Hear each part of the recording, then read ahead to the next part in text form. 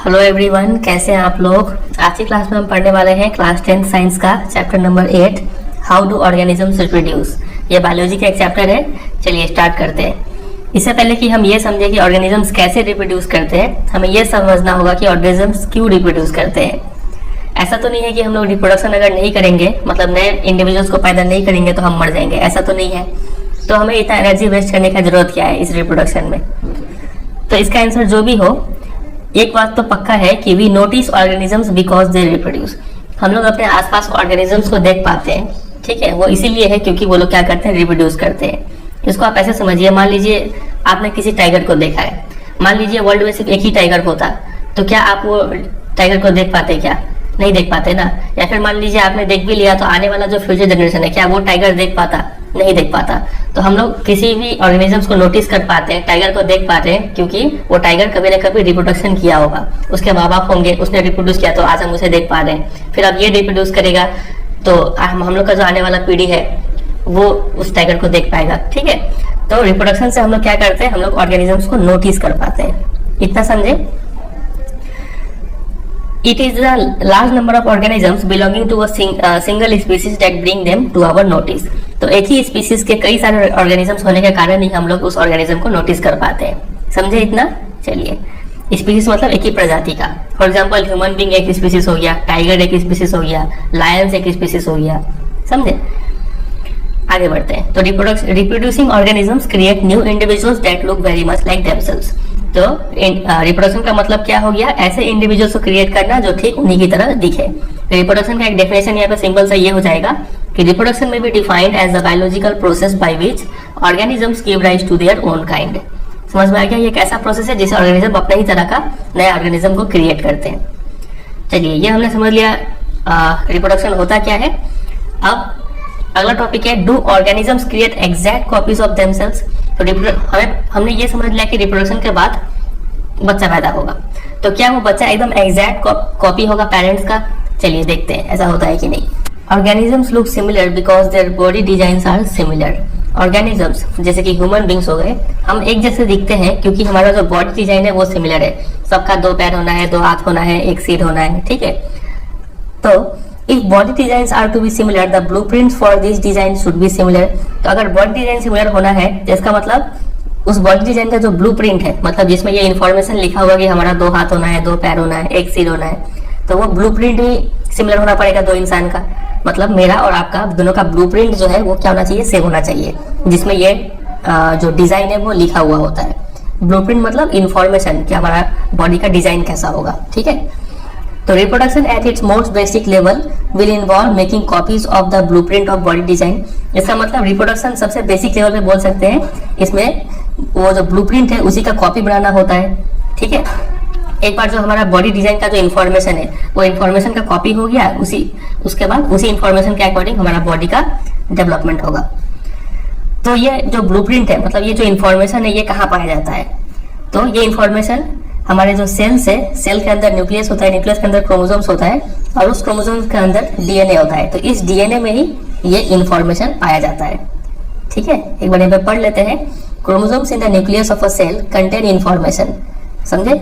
Cell के nucleus के अंदर जो क्रोमोसोम होता है उसके अंदर ये इन्फॉर्मेशन होता है for inheritance of features from parents. हमारे पेरेंट्स से वो फीचर्स आ जाए। फीचर्स मतलब 2 हाथ होना, 2 पैर होना, to the next generation in the form of DNA. और ये जो इंफॉर्मेशन है वो पास होता है in the form of DNA.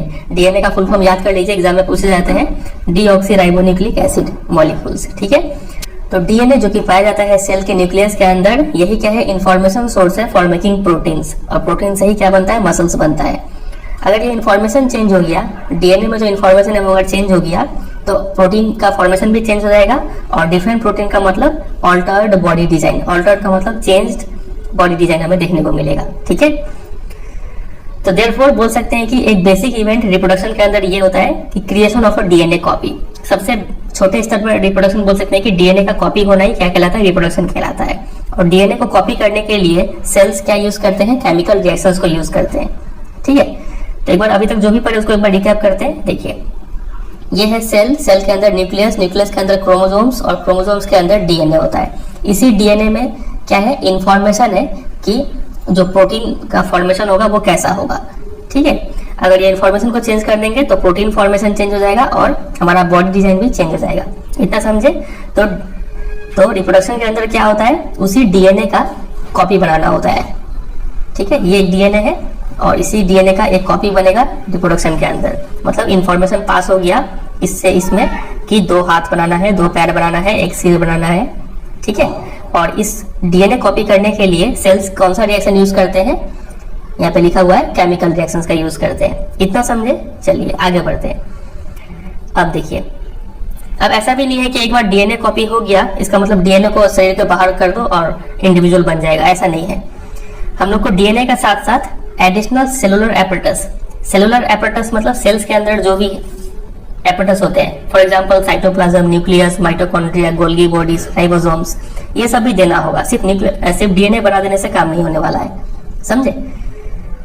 तो आगे देखते हैं क्या लिखा हुआ है। और हमने अभी देखा कि डीएनए कॉपी बनाने के लिए सेल्स केमिकल रिएक्शन का यूज करते हैं और कोई भी बायोकेमिकल रिएक्शन एब्सोल्युटली रिलायबल नहीं है। मतलब exact same to same DNA का कॉपी हमें कभी नहीं बनने वाला है।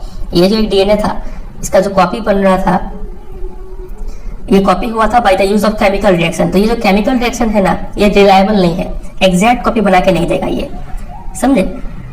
तो इसका मतलब ये रहा। Therefore, it is only to be expected that हम इतना ही उम्मीद कर सकते हैं कि the process of copying the DNA will have some variations each time। हर बार जब डीएनए कॉपी होता है उसमें कुछ ना कुछ वेरिएशंस आ जाएगा। ये वर्ड को अंडरलाइन कीजिएगा, वेरिएशन बहुत इंपॉर्टेंट है। अब ये बार बार आपको सुनने को मिलेगा। मतलब बोलने का मतलब ये है कि मान लीजिए ये एक डीएनए था, इसका जब कॉपी हुआ यहाँ पे तो इसमें कुछ ना कुछ तो चेंजेस आया होगा इसमें, ठीक है? और उस चेंजेस में क्या होता है, उस चेंजेस को बोलते हैं वेरिएशन। इतना समझे? तो इसका मतलब DNA copy generated will be similar, एक जैसे तो होंगे, बॉडी डिजाइन सेम होगा कि 2 हाथ 2 पैर होना है, but may not be identical to the original. एकदम सेम टू सेम उसका आइडेंटिकल कॉपी नहीं होगा, सिमिलर होगा बट आइडेंटिकल नहीं होगा, समझे? कभी कभी तो ये वेरिएशन इतना ज्यादा हो जाता है कि जो नया डीएनए बनता है ना, वो उस सेल एपरेटस को यूज नहीं कर पा रहा है और मरा हुआ बच्चा पैदा होता है, समझे? लेकिन नॉर्मली जनरली क्या होता है कि जो डीएनए कॉपी बनता है वो सेल एपरेटस को यूज कर लेता है और थोड़ा मोड़ा वेरिएशन होता है जो वो सर्वाइव कर जाता है। तो this inbuilt tendency for variation during reproduction is the basis for evolution. तो इसका मतलब हम बोल सकते हैं कि जब भी रिप्रोडक्शन होता है तो इसमें थोड़ा ना थोड़ा वेरिएशन आएगा। माता पिता से जब भी बच्चा पैदा होगा, ठीक है, तो बच्चा में थोड़ा ना थोड़ा तो वेरिएशन रहेगा और इसी वेरिएशन के कारण हमें क्या देखने को मिलता है, इवोल्यूशन देखने को मिलता है। आप इस पिक्चर को देखिए, पहले हम कैसे थे और देखिए आप कैसे हो गए। तो ऐसा इसलिए है क्योंकि जब ये लोग बच्चा पैदा किए होंगे पहले के जमाने में तो उसमें थोड़ा चेंज आया होगा, फिर उसके बाद वो जब बच्चा पैदा किए होंगे तो उसमें थोड़ा और चेंजेस आया होगा। तो ऐसे करते करते कई साल में ये हम आज ऐसे देखने में है, ठीक है? तो ये जो इवोल्यूशन हुआ है वो हुआ है because of variation during reproduction के कारण।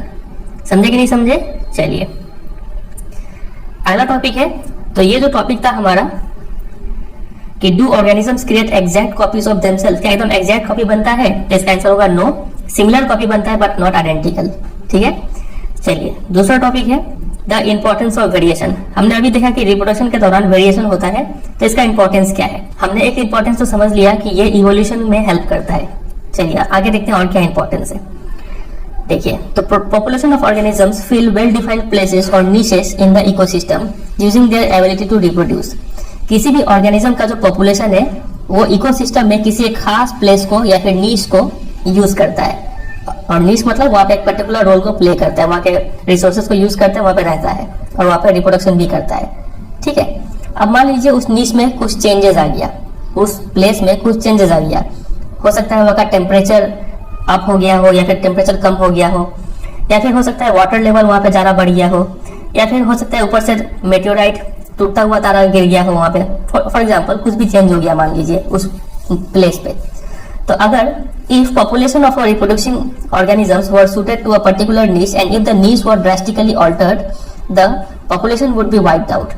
अब देखिए, मान लीजिए किसी एक ऑर्गेनिजम्स का पॉपुलेशन किसी एक पर्टिकुलर नीश में रह रहा था और मान लीजिए उस नीश में कुछ ऑल्टर मतलब चेंजेस आ गया। चेंजेस का क्या हो सकता है? मान लीजिए टेम्परेचर बढ़ गया या फिर घट गया, पानी का लेवल बढ़ गया या फिर घट गया, कुछ भी चेंजेस हो गया, तो वो पॉपुलेशन क्या होगा, पूरा का पूरा वाइप्ड आउट हो जाएगा, पूरा का पूरा पॉपुलेशन खत्म हो जाएगा अगर कोई वेरिएशन नहीं हो रहा होता तो, ठीक है?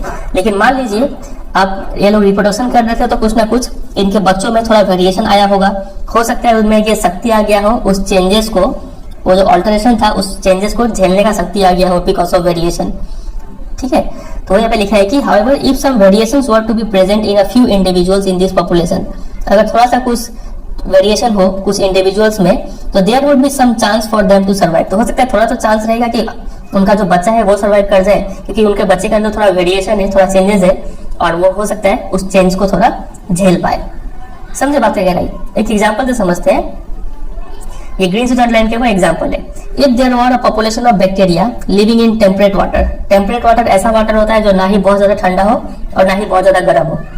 तो मान लीजिए कुछ बैक्टीरिया है वो टेम्परेट वाटर्स में रह रहे हैं, and if the water temperature were to be increase by global warming, और मान लीजिए ग्लोबल वार्मिंग के कारण उस टेम्परेट वाटर का जो टेम्परेचर है वो इंक्रीज हो गया, तो ज्यादातर बैक्टीरिया जो है वो मर जाएंगे, लेकिन कुछ ऐसे variant resistant to heat would survive and grow further, कुछ ऐसे बैक्टीरिया होंगे जो हीट रेसिस्टेंट होंगे, हीट को बर्दाश्त कर जाएंगे और वो ग्रो करेंगे। तो वेरिएशन यूजफुल है for the survival of species over time, species को बचे रहने में वेरिएशन हेल्प करता है। अगर ये वेरिएशन नहीं होता, ठीक है, तो पेरेंट्स तो मरेंगे ही, उनके बच्चे भी मर जाएंगे, लेकिन बिकॉज ऑफ वेरिएशन हो सकता है इनमें कुछ चेंजेस आ गया हो, इनके अंदर हीट को बर्दाश्त करने का शक्ति हो इनके बच्चे के अंदर, तो कुछ चांसेस रहेगा कि ये जो बैक्टीरिया है ये बचा रह जाए और ये लोग तो मर ही जाएंगे। समझे इतना बात वगैरह? तो वेरिएशन का इंपॉर्टेंस हमें ये समझ में आ रहा है कि वेरिएशन यूजफुल है for the survival of species over time, पूरे स्पीसीज को बचाए रखने में हेल्प करता है वेरिएशन। समझे? चलिए, तो आपको यहाँ से जो ब्लू सनलाइन किया हुआ वो याद करना है और जो ग्रीन सनलाइन किया हुआ एग्जाम्पल है वो याद करना है। कुछ क्वेश्चंस देखते हैं। What is the importance of DNA कॉपिंग in reproduction, DNA copy करने का क्या इंपॉर्टेंस है? तो हमने अभी देखा कि डीएनए में ही क्या होता है, बॉडी स्ट्रक्चर का इंफॉर्मेशन होता है, मतलब डीएनए डिटरमाइंस बॉडी स्ट्रक्चर। और इसके लिए आप यहाँ से भी कुछ लिख सकते हैं, ये रहा, the DNA in the cell nucleus is a information source for making proteins. DNA में ही इंफॉर्मेशन होता है कि हमारा शरीर का प्रोटीन कैसा बनना है। अगर ये इंफॉर्मेशन चेंज हो जाएगा तो प्रोटीन चेंज हो जाएगा और इस वजह से हमारा बॉडी डिजाइन भी चेंज हो सकता है। ठीक है, चलिए दूसरा क्वेश्चन है, why is variation beneficial to the species but not necessarily for the individual. Variation कैसे यूजफुल है स्पीसीज के लिए? ठीक है, तो इसका आंसर हमें ये लिखना होगा कि वेरिएशन हेल्प करता है स्पीसीज को सर्वाइव करने में। ये पूरा जो ब्लू अंडरलाइन किया हुआ है और जो ग्रीन अंडरलाइन किया हुआ है ये आप तैयार कर लीजिए इसका आंसर। ठीक है, चलिए आगे बढ़ते हैं। अगला टॉपिक है modes of reproduction used by single organisms. अब देखिए, रिप्रोडक्शन दो टाइप का होता है, एक होता है असेक्सुअल रिप्रोडक्शन और एक होता है सेक्सुअल रिप्रोडक्शन। असेक्सुअल रिप्रोडक्शन में सिंगल इंडिविजुअल इन्वॉल्व होते हैं एक बच्चे को प्रोड्यूस करने के लिए, लेकिन सेक्सुअल रिप्रोडक्शन में दो इंडिविजुअल इन्वॉल्व होते हैं एक बच्चे को प्रोड्यूस करने के लिए। ठीक है, तो आज की क्लास में हम लोग असेक्सुअल रिप्रोडक्शन को खत्म करेंगे। तो असेक्सुअल रिप्रोडक्शन का डेफिनेशन क्या हो जाएगा, reproduction in which new generations are created from a single individual is called asexual reproduction. समझ में आया? एक ही इंडिविजुअल से बच्चा पैदा होगा तो वो होगा असेक्सुअल रिप्रोडक्शन। चलिए, तो टोटल 6 मेथड्स यहाँ पे दिया गया है असेक्सुअल रिप्रोडक्शन का। सबसे पहला है fission. For unicellular organisms cell division और fission leads to the creation of new individuals. अब यहाँ पे एक बात समझिए, ये जो फिजन मेथड है ऑफ असेक्सुअल रिप्रोडक्शन, ये मेथड यूनिसेलुलर ऑर्गेनिजम्स यूज करते हैं, मतलब ऐसे ऑर्गेनिज्म जिनका बॉडी एक ही सेल से बना होता है। फिजन का मतलब सेल डिवीजन, ठीक है, और ये लोग फिजन मेथड का यूज करते हैं for the creation of new individuals. अब देखिए, many different patterns of fission have been observed. Many bacteria and protozoa simply split into two equal halves during the cell division. अब देखिए, पहला बात तो आप नोट कीजिए कि ये यूनिसेलुलर ऑर्गेनिजम्स इसका यूज करते हैं और फिजन का मतलब होता है सेल डिवीजन। फॉर एग्जाम्पल, इसको मेनली बैक्टीरिया और प्रोटोजोआ यूज करके इस मेथड को यूज करते हैं रिप्रोड्यूस करने के लिए। वो लोग क्या करते हैं, सिंपली दो बराबर भाग में बढ़ जाते हैं और सेल डिवीजन करके जो दो नए नए इंडिविजुअल प्रोड्यूस हो जाते हैं। आप यहाँ पे देख पा रहे हैं एमीबा का एग्जाम्पल है कि ये रहा एमीबा, धीरे धीरे डीएनए कॉपी हुआ यहाँ से यहाँ, फिर सेल एपरेटस कॉपी हुआ, ठीक है, और कॉपी होकर दो सेल अलग अलग बन गया, फिर यहाँ से डिवाइड हो गए दोनों में। तो एक सेल दो इंडिविजुअल सेल्स में डिवाइड हो जाता है, इसको हम लोग बोलते हैं फिजन। और चूंकि यहाँ से एक से दो ही प्रोड्यूस हो रहे हैं तो इसको हम लोग मोर स्पेसिफिकली बोलते हैं बाइनरी फिजन। समझे? ये वर्ड याद रखिएगा। तो देखिए, in amoeba the splitting of two cells during division can take place in any plane. और ये जो दो भाग में बंटना जो है ना, वो किसी भी प्लेन से हो सकता है। वो हो सकता है यहाँ से डिवाइड हो जाए या फिर इस प्लेन से डिवाइड हो जाए, इस प्लेन से डिवाइड हो जाए, कहीं से भी ये डिवाइड हो सकते हैं, वो यहाँ पे लिखा हुआ है। समझे? तो पहला पॉइंट, ये यूनिसेलुलर ऑर्गेनिज्म यूज करते हैं इसका मतलब होता है सेल डिवीजन। इसका एग्जाम्पल हो गया बैक्टीरिया और प्रोटोजोआ, ये इस मेथड का यूज करते हैं। और एमीबा में ये किसी भी प्लेन से डिवाइड हो सकते हैं। आपसे एग्जाम में क्वेश्चन पूछेंगे कि एमीबा कौन सा मेथड का यूज करते हैं फॉर रिप्रोडक्शन, तो आपको लिखना होगा फिजन। ठीक है, चलिए एक और एग्जांपल लेते हैं लेशमेनिया का। लेशमेनिया जिससे काला जर होता है, एक बीमारी है। ठीक है, इसका स्ट्रक्चर होता है वीप लाइक स्ट्रक्चर, चाबुक जैसा ये देखने में होता है। और लेशमेनिया में binary fission occurs in a definite orientation in relation to these structures. मतलब एंगा में क्या था कि कहीं से भी कट सकता था ना, किसी भी प्लेन से डिवीजन हो सकता था। लेकिन लेशमेनिया में जिसका वीप लाइक स्ट्रक्चर होता है और इससे काला अजर होता है, ये लेशमेनिया में एक डिफरेंट ओरिएंटेशन में ही डिवीजन होता है। देखिए आप यहाँ पे सबसे पहले यहाँ पे डीएनए कॉपी हुआ, डीएनए कॉपी होने के बाद सेल एपेटस कॉपी हो गया, 2 नए सेल्स बन गए और फिर यहाँ बीच से इसी डायरेक्शन से डिवाइड हो गए। ठीक है, फिर देखिए 2 लेशमेनिया प्रोड्यूस हो गया। ऐसा नहीं था कि ये लेशमेनिया यहाँ से डिवाइड हो जाता है, ऐसा नहीं था। ठीक है, इसी डायरेक्शन से ये कटेगा। ठीक है, चलिए तो हमने 2 एग्जाम्पल देखा, एक और एग्जाम्पल देखते हैं। एक मलेरियल पैरासाइट है जिसको प्लाज्मोडियम बोलते हैं। ये कई सारे डॉटर सेल्स में डिवाइड हो जाता है साइमल्टेनियसली बाय मल्टीपल फिजन। अब यहाँ तक में देखिए ये दोनों में क्या था, 1 से 2 मिल रहा था, यहाँ पर भी 1 से 2 मिला, तो ये तो था दोनों ही बाइनरी फिजन। ठीक है, लेकिन अब यहाँ पे जो प्लाज्मोडियम का एग्जाम्पल लिया गया है, इसमें 1 से ही कई सारे सेल्स यहाँ पे बन गए अंदर में कॉपी हो के। ठीक है, और ये एकदम जब फटेगा तो कई सारे इंडिविजुअल्स प्रोड्यूस हो जाएंगे, तो इसको बोलते हैं मल्टीपल फिजन। मल्टीपल फिजन में मोर देन 2 ऑफस्प्रिंग पैदा होते हैं। ठीक है, तो देखिए अगर कोई आपसे फिजन का एग्जांपल पूछे कि किस किस ऑर्गेनिज्म में फिजन का यूज किया जाता है, तो आप एमीबा लिख सकते हैं, लेशमेनिया लिख सकते हैं या फिर प्लाज्मोडियम लिख सकते हैं। लेकिन अगर आपसे कोई पूछे कि बाइनरी फिजन का एग्जांपल दो, तो आपको सिर्फ एमीबा और लेशमेनिया ही देना होगा। और आपसे कोई मल्टीपल फिजन का एग्जांपल पूछे तो आपको प्लाज्मोडियम ही देना होगा। ठीक है, और ये बात याद कर लीजिएगा कि लेशमेनिया से काला जर होता है और प्लाज्मोडियम मलेरियल पैरासाइट है। ठीक है, चलिए तो ये हमने खत्म कर लिया फिजन, जो सिंपली डिवीजन को बोला जाता है। अगला है फ्रैगमेंटेशन। फ्रैगमेंटेशन का यूज ऐसे मल्टीसेलुलर ऑर्गेनिजम्स करते हैं जिनका बॉडी डिजाइन थोड़ा सिंपल हो। आप स्पाइरोगारा का एग्जांपल लीजिए। स्पाइरोगारा क्या करता है, simply breakup into smaller pieces upon maturation. जब ये मैच्योर हो जाता है तो सिंपली स्मॉलर पीसेस में ब्रेक हो जाता है और यही पीसेस या फिर फ्रैगमेंट्स नए इंडिविजुअल्स में ग्रो कर जाते हैं। आप इस पिक्चर में देख पा रहे हैं कि वहां से ब्रेक किया और ब्रेक करने के बाद 2 पीसेस बना और ये दोनों पीसेस या फिर फ्रैगमेंट्स बाद में नए इंडिविजुअल्स में ग्रो हो जाते हैं। फिर ये भी जब मैच्योर हो जाएंगे तो ये भी ब्रेक हो जाएंगे, जब रिप्रोडक्शन करने का मन करेगा तो फिर ब्रेक होने के बाद दोनों फिर ग्रो कर जाएंगे। ठीक है, मतलब एक ही पार्ट से 2 पार्ट बन जा रहा है। तो ये था सिंपल में फ्रैगमेंटेशन। अब आप सोच रहे होंगे कि हम लोग भी तो मल्टीसेलुलर ऑर्गेनिजम्स है, तो क्या हम लोग फ्रैगमेंटेशन का यूज करके रिप्रोडक्शन कर सकते हैं क्या? तो इसका आंसर होगा नहीं, क्योंकि हमारा शरीर सिंपली सेल से नहीं बना हुआ है। हम लोग के अंदर सेल से टिश्यू बनता है, फिर टिश्यू से ऑर्गन्स बनता है और ये ऑर्गन्स का डिफिनिट पोजीशन है शरीर के अंदर। तो सिंपली सेल बाय सेल, एक ही सेल से डिवाइड कर करके हम लोग का इतना बड़ा शरीर बन पाना और इतना ऑर्गेनाइज्ड वे में बन पाना, ये एक इम्प्रैक्टिकल बात होगा। ठीक है, तो हम लोग मल्टीसेलुलर ऑर्गेनिज्म से ये थोड़ा more complex way of reproduction use करते हैं, जिसको हम लोग पार्ट 2 में थोड़ा डिटेल में देखेंगे। ठीक है, अभी के लिए सिर्फ आप इतना समझिए कि हम लोग फ्रैगमेंटेशन से रिप्रोडक्शन नहीं कर सकते। तो ये हुआ फ्रैगमेंटेशन। आगे बढ़ते हैं। इसमें इंपॉर्टेंट बात ये है कि फ्रैगमेंटेशन कौन सा ऑर्गेनिज्म यूज करता है, तो आप एग्जांपल याद रखिएगा, स्पाइरोगायरा। ठीक है, चलिए मूव करते हैं अगले मोड ऑफ असेक्सुअल रिप्रोडक्शन पे, जो कि है रीजनरेशन। रीजनरेशन का यूज करते हैं फुल्ली डिफरेंशिएटेड ऑर्गेनिजम्स रिप्रोड्यूस करने के लिए। डिफरेंशिएटेड ऑर्गेनिजम्स किसको बोलते हैं? ऐसे ऑर्गेनिजम्स जिनका बॉडी कंप्लीटली डेवलप्ड हो और जिनका जो सेल्स है, टिश्यूज है, वो स्पेशलाइज्ड फंक्शंस को परफॉर्म करे, उसको बोलते हैं डिफरेंशिएटेड ऑर्गेनिजम्स। तो जो फुल्ली डिफरेंशिएटेड ऑर्गेनिजम्स होते हैं वो रीजनरेशन प्रोसेस का यूज करते हैं।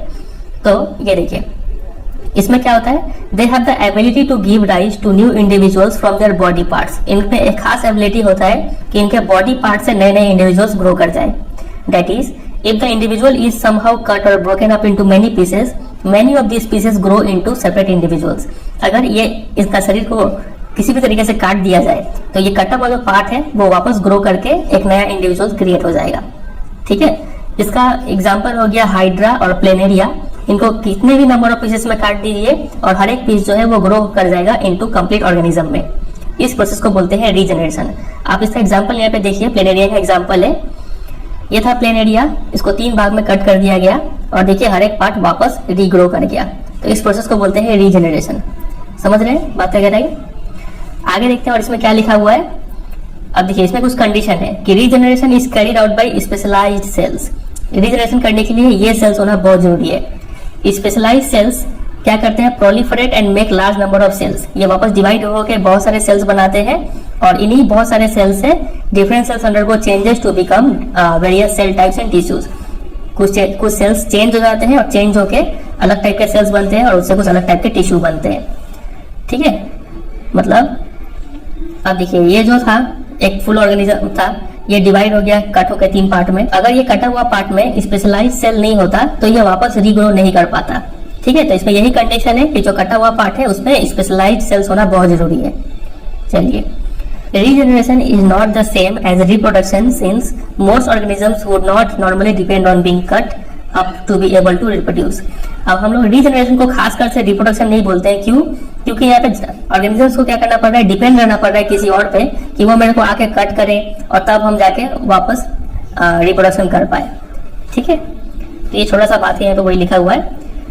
आप देखिए, अब आप सोचते हो कि रीजनरेशन और फ्रेगमेंटेशन में क्या डिफरेंस है, दोनों में ही तो कटा हुआ पार्ट से ग्रो कर जा रहे हैं। तो देखिए इसमें 2 डिफरेंस यहाँ पे नोट कर सकते हैं। पहला, ये तो मल्टीसेलुलर ऑर्गेनिज्म में होता है जिनका बॉडी डिजाइन क्या हो, सिंपल हो। लेकिन रीजनरेशन जो है ये भी मल्टीसेलुलर ऑर्गेनिज्म में ही होता है लेकिन इनका बॉडी डिजाइन थोड़ा कॉम्प्लेक्स होता है। ये पहला डिफरेंस हो गया। दूसरा, फ्रेगमेंटेशन में स्पेशलाइज्ड सेल्स होना कंपलसरी नहीं है। ठीक है, लेकिन रीजनरेशन में क्या होता है, स्पेशलाइज्ड सेल्स होता है। ये हो गया दूसरा डिफरेंस। और तीसरा डिफरेंस के लिए आप एग्जांपल दे सकते हैं कि फ्रेगमेंटेशन का एग्जांपल हो गया स्पाइरोगायरा और रीजनरेशन का एग्जांपल हो गया आपका हाइड्रा और प्लेनेरिया। इतना समझे? चलिए, और देखिए रीजनरेशन का यूज मल्टीसेलुलर ऑर्गेनिज्म पे यहाँ पे नहीं कर सकते हैं। इसका रीजन भी वही होगा यहाँ पे, यही वाला कि हम लोग का सेल्स सिंपली सेल डिवीजन से ग्रो नहीं कर सकता है। हम लोग में टिश्यू होता है, ऑर्गन्स होता है और उनका ऑर्गेनाइज स्ट्रक्चर होता है। तो सेल बाय सेल डिवीजन क्या होगा, इम्प्रैक्टिकल होगा, इसलिए हम लोग रीजनरेशन भी यूज नहीं कर पाएंगे। ठीक है, और रीजनरेशन का एक कॉमन एग्जांपल आप देखे होंगे कि लिजर्ड में, लिजर्ड का जब पूंछ कट जाता है तो वो पूंछ जो है वापस ग्रो कर जाता है, तो उसको भी क्या हम लोग बोलते हैं, रीजनरेशन बोलते हैं। ठीक है, चलिए ये हुआ रीजनरेशन। अगला है बडिंग। बडिंग क्या होता है, इसका यूज हाइड्रा करते हैं। इनमें क्या होता है कि एक बड डेवलप हो जाता है as an outgrowth due to repeated cell division at one specific site. आप इस डायग्राम को देखिए, ये है हाइड्रा। ठीक है, इसका एक स्पेसिफिक साइट पे बहुत ज्यादा सेल डिवीजन होता है। सेल डिवीजन हो गए, यहाँ पे एक बड ग्रो करना स्टार्ट कर देता है और these bud develop into tiny individuals and when fully mature detach from the parent body and become new independent individuals। और यही सेल डिवीजन हो के एक नए इंडिविजुअल में क्रिएट हो जाते हैं और जब ये पूरी मैच्योर हो जाते हैं तब ये पेरेंट बॉडी से डिटैच हो जाते हैं, यहाँ से कट के एक नया इंडिविजुअल बन जाएंगे। ठीक है, तो ये हो गया बडिंग का एग्जांपल। बडिंग देखने को मिलता है हाइड्रा में और ईस्ट में और स्पॉन्जेस में। तो बडिंग का ये 3 एग्जांपल आप याद रखिएगा, हाइड्रा, ईस्ट एंड स्पॉन्जेस। ठीक है, चलिए मूव करते हैं अगले पे जो कि है वेजिटेटिव प्रोपागेशन। कई सारे ऐसे प्लांट हैं जो अपने रूट, स्टेम और लीव्स का इस्तेमाल करते हैं नए प्लांट्स को ग्रो करने के लिए, और ये जो रूट, स्टेम और लीव्स है इनको हम लोग वेजिटेटिव पार्ट्स बोलते हैं। ठीक है, और एनिमल्स इस मेथड का यूज नहीं कर सकते हैं, तो जाहिर सा बात है। अब देखते हैं कुछ एडवांटेजेस। इसका एडवांटेज क्या है वेजिटेटिव प्रोपागेशन का, देखिए this property of vegetative propagation is used in methods such as layering और grafting to grow many plants like sugarcane, roses और ग्रेप्स फॉर एग्रीकल्चर पर्पस। पहला एडवांटेज है कि हम लोग वेजिटेटिव प्रोपागेशन का यूज करके हम लोग ये मेथड को फॉलो कर सकते हैं। फॉर एग्जांपल लेयरिंग और ग्राफ्टिंग। लेयरिंग मतलब आप ये पिक्चर पे देख पा रहे हैं कि हम लोग किसी प्लांट के डाल को जमीन से पास करवा देते हैं। ठीक है, और कुछ दिन बाद जो हिस्सा जमीन से टच कर रहा होता है डाल का, उस हिस्से में रूट्स ग्रो कर जाता है और एक नया प्लांट फॉर्म हो जाता है। ठीक है, तो इसको बोलते हैं लेयरिंग। और ग्राफ्टिंग आप इस पिक्चर में देख पा रहे हैं कि 2 स्टेम को हम लोग काट के ऐसे जोड़ देते हैं और कुछ दिन बाद दोनों ज्वाइंट होकर एक नया प्लांट ग्रो हो जाता है।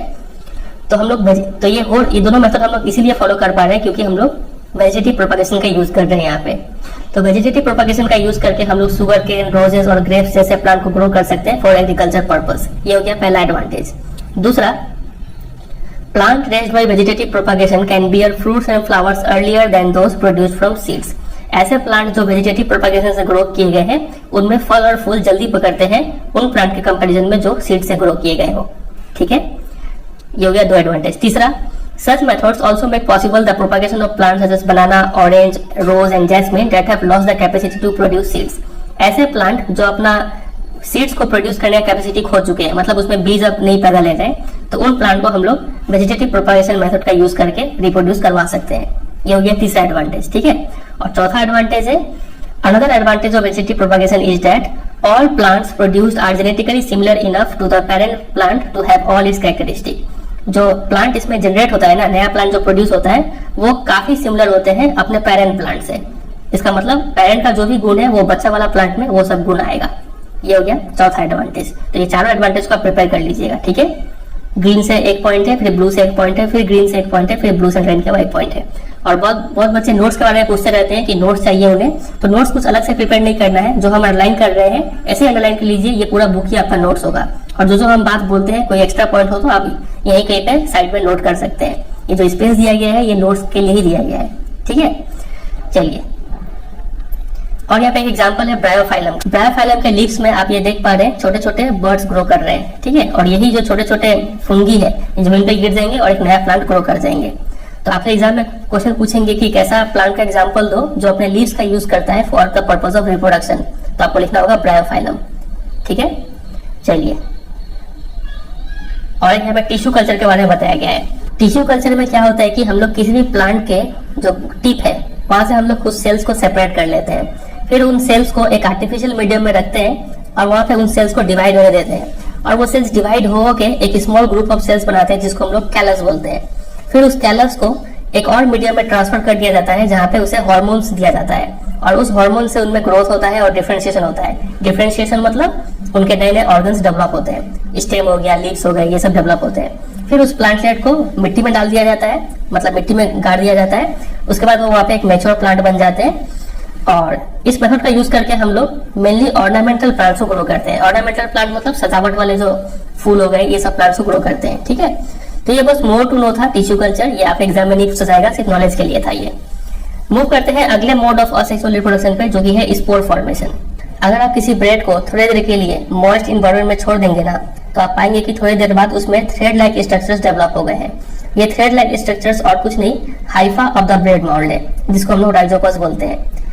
आप इस डायग्राम में देख पा रहे हैं, ये एक राइजोपस का डायग्राम है और ये जो आप थ्रेड लाइक स्ट्रक्चर देख पा रहे हैं ये हाइफा है, ठीक है, राइजोपस का। देखिए, और इसमें जो रिप्रोडक्टिव पार्ट है वो है tiny blob on stick structures are involve in reproduction. ये जो आप टाइनी ब्लॉब देख रहे हैं ये सब रिप्रोडक्शन में इन्वॉल्व होते हैं। ये हाइफा इन्वॉल्व नहीं होता है, ये रिप्रोडक्टिव पार्ट नहीं है, ठीक है। The blobs are sporangia. ये जो ब्लॉब्स है इसको स्पोरेंजिया बोलते हैं, प्लूरल है स्पोरेंजिया। एक को स्पोरेंजियम बोलेंगे और सारे को स्पोरेंजिया बोलेंगे। विच कंटेन सेल्स, और इसके अंदर छोटे छोटे सेल्स होते हैं, आप देख पा रहे हैं, जिसको हम लोग क्या बोलते हैं, स्पोर्स बोलते हैं, ठीक है। आप देखिए, और the spores are covered by thick walls that protect them until they come into contact with another moist surface and can begin to grow. और ये जो स्पोर्स होते हैं वो काफी थिक वॉल से कवर्ड होते हैं ताकि उस तरह के लिए प्रोटेक्टेड रहे, और जब तक कि इन्हें मॉइस्ट सरफेस ना मिल जाए तब तक वो बचे रहे। और जैसे ही उन्हें मॉइस्ट सरफेस मिलेगा वो वापस वहां पे चिपक के और वहां पे ग्रो करना स्टार्ट कर देंगे, और फिर से वहां पे एक थ्रेड लाइक स्ट्रक्चर बनेगा और फिर से वापस यही प्रोसेस फॉलो होगा, ठीक है। तो इसका फायदा क्या है, स्पोर फॉर्मेशन का आपसे एग्जाम में एडवांटेजेस पूछते हैं। तो देखिए, सबसे पहला एडवांटेज तो इसका ये होगा कि एक बार में कई सारे इंडिविजुअल्स यहाँ पे प्रोड्यूस हो जा रहे हैं, ठीक है। तो इसका पहला एडवांटेज होगा कि large number of spores are produced in one sporangium. एक स्पोरेंजियम में कई सारे बच्चे पैदा हो जा रहे हैं, ये पहला एडवांटेज है। दूसरा, spores are distributed easily by air to far off places to avoid competition at one place. Spores होते हैं वो काफी लाइट होते हैं, हल्के होते हैं, तो ये इजिली एयर से दूसरी जगह पे पहुंच जाएंगे और वहां पे ग्रो करना स्टार्ट कर देंगे। मतलब एक ही जगह पे रह के बहुत ज्यादा कंपटीशन नहीं करेंगे ये लोग रिसोर्सेज के लिए, ठीक है। तीसरा एडवांटेज होगा इसका, spores are covered by thick walls to prevent them from unfavourable conditions. Spores एक थिक वॉल से कवर्ड होते हैं जो उन्हें अनफेवरेबल कंडीशन से बचा के रखता है, ठीक है। तो ये हो गया 3 एडवांटेज ऑफ स्पोर फॉर्मेशन। चलिए कुछ क्वेश्चन देखते हैं। पहला क्वेश्चन है, how does binary fission differ from multiple fission. तो बाइनरी फिजन में 2 ऑर्गेनिजम्स रिप्रोड्यूस होते हैं और मल्टीपल फिजन में मोर देन 2 ऑर्गेनिजम्स रिप्रोड्यूस होते हैं। और दूसरा पॉइंट में आप एक एग्जाम्पल दे सकते हैं। बाइनरी फिजन का एग्जाम्पल हो जाएगा एमीबा और लिशमेनिया, और मल्टीपल फिजन का एग्जाम्पल हो जाएगा प्लाज्मोडियम, ठीक है। दूसरा question, how will an organism be benefited if it reproduces through spores. अगर स्पोर से रिप्रोडक्शन करेंगे तो क्या बेनिफिट होगा, तो अभी हमने बताया वो 3 बेनिफिट, वो लिखना होगा। Question number 3, can you think of reasons why more complex organisms can not give rise to new individual through regeneration. जो कॉम्प्लेक्स ऑर्गेनिज्म है, जैसे कि हम लोग रीजनरेशन से बच्चा पैदा क्यों नहीं कर सकते हैं, तो इसका रीजन वही होगा कि हमारा शरीर सिंपली सेल से नहीं बना हुआ है, बल्कि सेल से टिश्यू बनता है, टिश्यू से ऑर्गन बनता है, वो ऑर्गन डिफिनिट प्लेस में ऑर्गेनाइज होते हैं, तो cell by cell division impractical होगा। ठीक है, चलिए question number 4, Why is vegetative propagation practiced for growing some types of plant? Vegetative propagation को क्यों प्रैक्टिस किया जाता है, तो इसका वही एडवांटेज आपको लिख देना है, जो 4 एडवांटेज मैंने आपको बताया था इसका, वो आपको यहाँ पे लिखना होगा। Question number 5, Why is DNA copying an essential part of the process of reproduction? तो DNA copying का इंपॉर्टेंस क्या है, तो आपको लिखना होगा डीएनए में ही, DNA determines the body structure, DNA में ही इंफॉर्मेशन सोर्स होता है for the development of protein. ठीक है, तो ये रहे 5 क्वेश्चंस, काफी अच्छे क्वेश्चन है ये, इसको तैयार कर लीजिएगा। वही करते हैं, आपको आज का वीडियो समझ में आया होगा। नेक्स्ट जो पार्ट है सेक्सुअल रिप्रोडक्शन, इसको हम लोग पार्ट 2 में करेंगे, और आपसे रिक्वेस्ट रहेगा कि आप जरूर उस पार्ट 2 को देखिएगा, क्योंकि वो इतना नॉलेजेबल है ना, सिर्फ एग्जाम के लिए नहीं बल्कि आपके लाइफ के लिए भी आपको बहुत सारी चीजें पता चलेगा जो आपको जानना जरूरी है। ठीक है, चलिए फिर एंड करते हैं इस वीडियो को। वीडियो अच्छा लगा तो वीडियो को जरूर एक लाइक कीजिएगा, दोस्तों के साथ भी शेयर कीजिएगा, और अगर आप चैनल पर नए हो तो चैनल को सब्सक्राइब करिए, और चैनल पर बाकी वीडियोस को उसको भी चेकआउट कीजिए, आपको जरूर पसंद आएगा। ठीक है, और अगर आज के क्लास में कोई भी डाउट अगर रह गया हो तो बेझिझक कमेंट सेक्शन में पूछिए, आपको वहाँ पे आंसर मिल जाएगा। ठीक है, चलिए फिर एंड करते हैं, मिलते हैं बहुत जल्द पार्ट 2 के साथ, जिसमें हम लोग सेक्सुअल रिप्रोडक्शन को खत्म करेंगे। तब तक के लिए good bye and take care.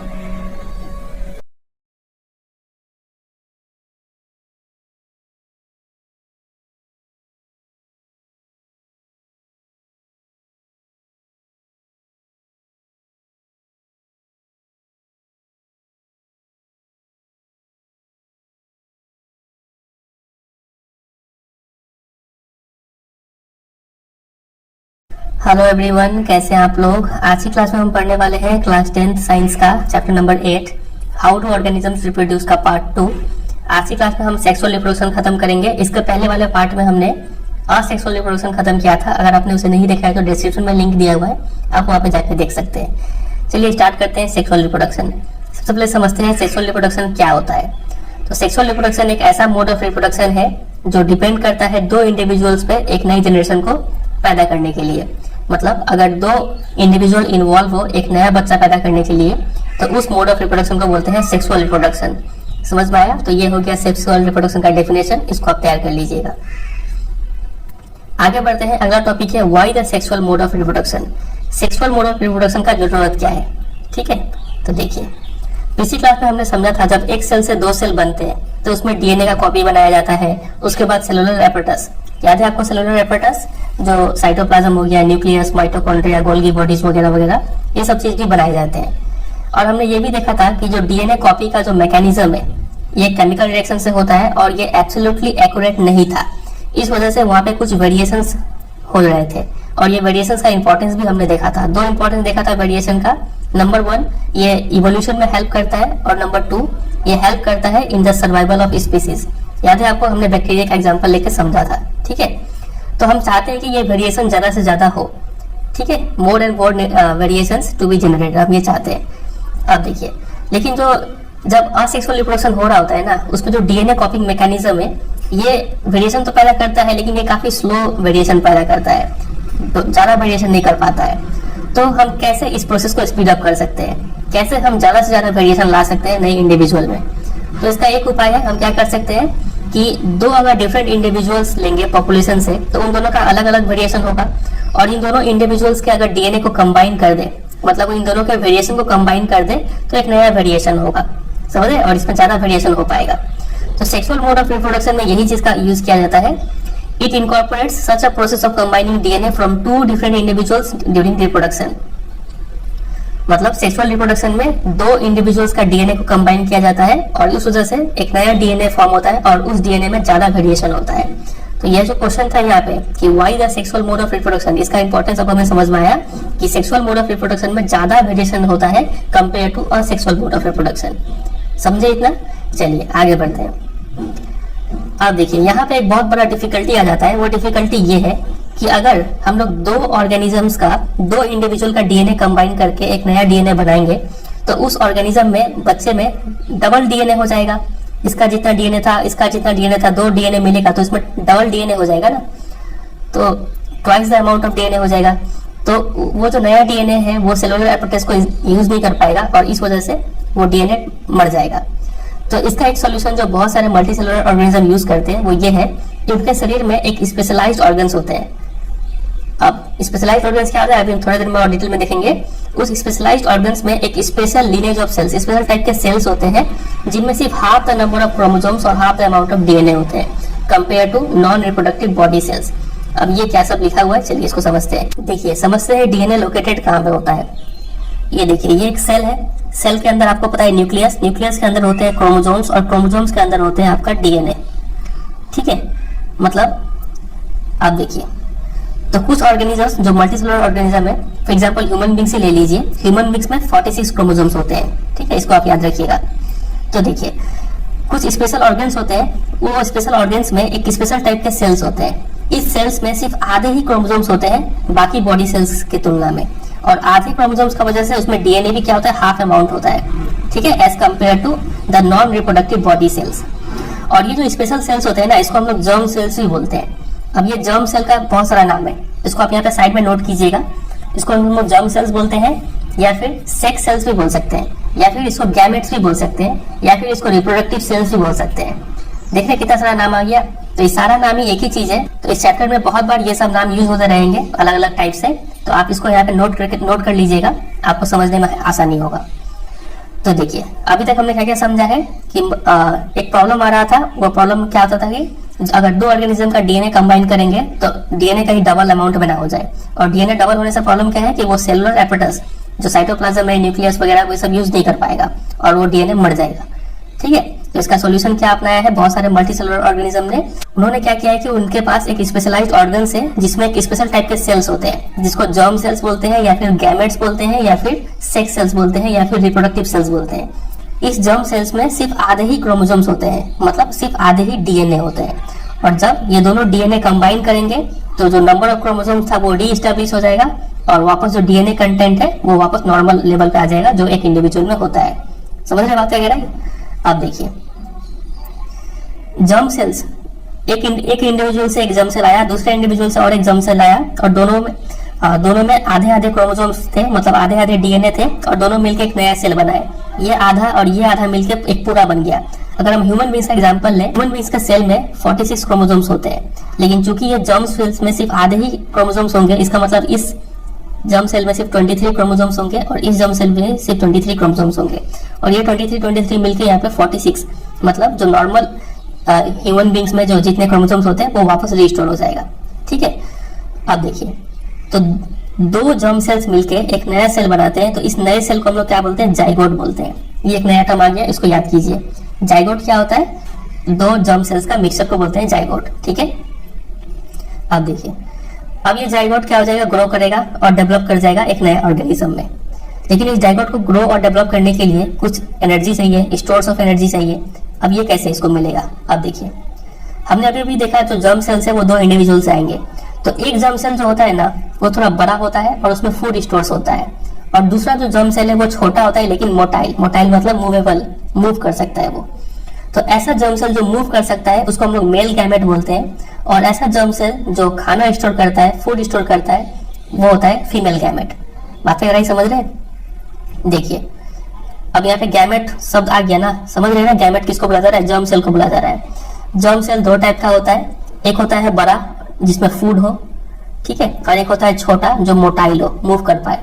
तो जो बड़ा और फूड है उसको हम लोग फीमेल गैमेट बोलते हैं, और जो छोटा और मूव कर सकता है उसको हम लोग मेल गैमेट बोलते हैं। इतना बात आप याद रखिएगा।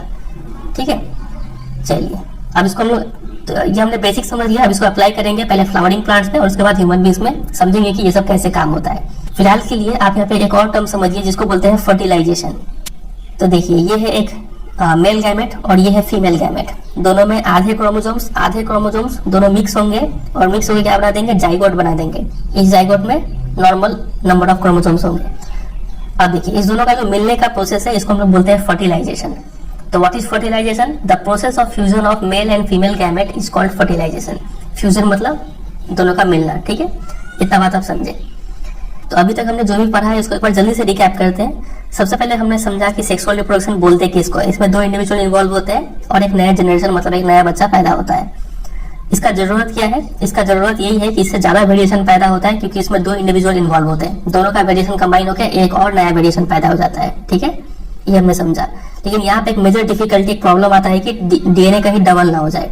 तो इस प्रॉब्लम को सॉल्व करने के लिए ऑर्गेनिजम्स के पास क्या होता है? स्पेशलाइज्ड ऑर्गन्स होते हैं। उस स्पेशलाइज्ड ऑर्गन्स में स्पेशल टाइप के सेल्स होते हैं जिनको हम लोग जर्म सेल्स या फिर गैमेट्स या फिर सेक्स सेल्स या फिर रिप्रोडक्टिव सेल्स बोलते हैं। इस जर्म सेल्स में हाफ क्रोमोसोम्स होते हैं, मतलब हाफ डीएनए अमाउंट होते हैं, और ये दोनों जब जर्म सेल्स कंबाइन करते हैं तो डीएनए का नंबर वापस रीस्टोर हो जाता है। और 2 जर्म सेल जब कंबाइन होकर जो एक नया सेल बनेगा उसको हम लोग जाइगोट बोलते हैं, और इस दोनों का मिलने का प्रोसेस को बोलते हैं फर्टिलाइजेशन। ठीक है, इतना समझे। अब ये जाइगोट ग्रो कर जाएगा नए ऑर्गेनिज्म में। अब हमने देखा फिर जर्म सेल्स का टाइप। 2 टाइप के होते हैं, एक होता है फीमेल जर्म सेल्स और एक होता है male germ cell. Female germ cells या फिर फीमेल गैमेट में फूड स्टोर होता है और मेल जर्म सेल मूव कर सकता है, वो थोड़ा छोटा होता है। ठीक है, इतना बात समझे। अब हम लोग देखेंगे कि sexual reproduction in flowering plants ये कैसे काम होता है। यहाँ पे बात करते हैं फ्लावर के कितने पार्ट्स होते हैं। तो देखिए, फ्लावर के 4 पार्ट्स होते हैं, सेपल, पेटल, स्टेमन और पिस्टिल। ठीक है, अब यहाँ पे जो स्टेमन और पिस्टिल है इसको reproductive part of a flower बोलते हैं। क्यों? क्योंकि इसमें क्या होता है? जर्म सेल्स होता है। जर्म सेल्स को और क्या क्या बोलते हैं हम लोग? Gametes, reproductive cells, sex cells. ठीक है, चलिए अब देखिए, फ्लावर 2 टाइप के होते हैं। क्या तो फ्लावर यूनिसेक्सुअल हो सकता है, जैसे कि पपाया और वाटरमेलन के फ्लावर होते हैं। इसमें क्या तो स्टेमन होगा नहीं तो पिस्टिल होगा। समझ रहे हैं? ये दोनों रिप्रोडक्टिव पार्ट है। अगर किसी फ्लावर में क्या तो सिर्फ स्टेमन है नहीं तो सिर्फ पिस्टिल है, सिर्फ दोनों में से कोई एक होने से उस फ्लावर को यूनिसेक्सुअल फ्लावर बोलेंगे। और अगर किसी फ्लावर में दोनों ही है, स्टेमन और पिस्टिल दोनों, तो उसको बाइसेक्सुअल फ्लावर बोलते हैं। इससे एग्जाम्पल है हिबिस्कस और मस्टर्ड। एग्जाम्पल याद रखिएगा, एग्जाम में क्वेश्चन पूछ सकते हैं। ठीक है, तो यूनिसेक्सुअल बाइसेक्सुअल क्लियर हुआ। आगे देखते हैं। अब देखिए, हमने ये तो समझ लिया कि स्टेमन और पिस्टिल रिप्रोडक्टिव पार्ट है। अब कौन सा मेल रिप्रोडक्टिव पार्ट है और कौन सा फीमेल रिप्रोडक्टिव पार्ट है? तो स्टेमन जो है ना, ये है मेल रिप्रोडक्टिव पार्ट। और देखिए, इसको याद कैसे करेंगे? तो स्टेमन में देखिए मेन है, कहीं पीछे में मेन छिपा हुआ है, तो मेन से याद समझ जाएंगे कि ये मेल रिप्रोडक्टिव पार्ट है, और दूसरा वाला ऑटोमेटिकली फीमेल रिप्रोडक्टिव पार्ट हो जाएगा। ठीक है, अब देखिए, अब ये चूंकि मेल रिप्रोडक्टिव पार्ट है तो ये जर्म सेल्स प्रोड्यूस करेंगे। तो यहाँ पे जो मेल जर्म सेल है वो है पोलन ग्रेन, ये याद रखिएगा। ठीक है, स्टेमन क्या प्रोड्यूस करता है? पोलन ग्रेन प्रोड्यूस करता है। और स्टेमन 2 चीज से मिलकर बना है, एंथर और फिलामेंट। आप इस पिक्चर में देखिए, ये जो ट्यूब है, यहाँ पे ऊपर जो गोला बना हुआ है, ऊपर वाले को एंथर बोलते हैं और नीचे वाला जो ट्यूब है उसको फिलामेंट बोलते हैं। ठीक है, चलिए और फिर अब बात करते हैं पिस्टिल पे। पिस्टिल का भी 3 पार्ट है, स्टिग्मा, स्टाइल एंड ओवेरी। और पिस्टिल क्या है? फीमेल रिप्रोडक्टिव पार्ट है। ये 3 पार्ट से बना हुआ है।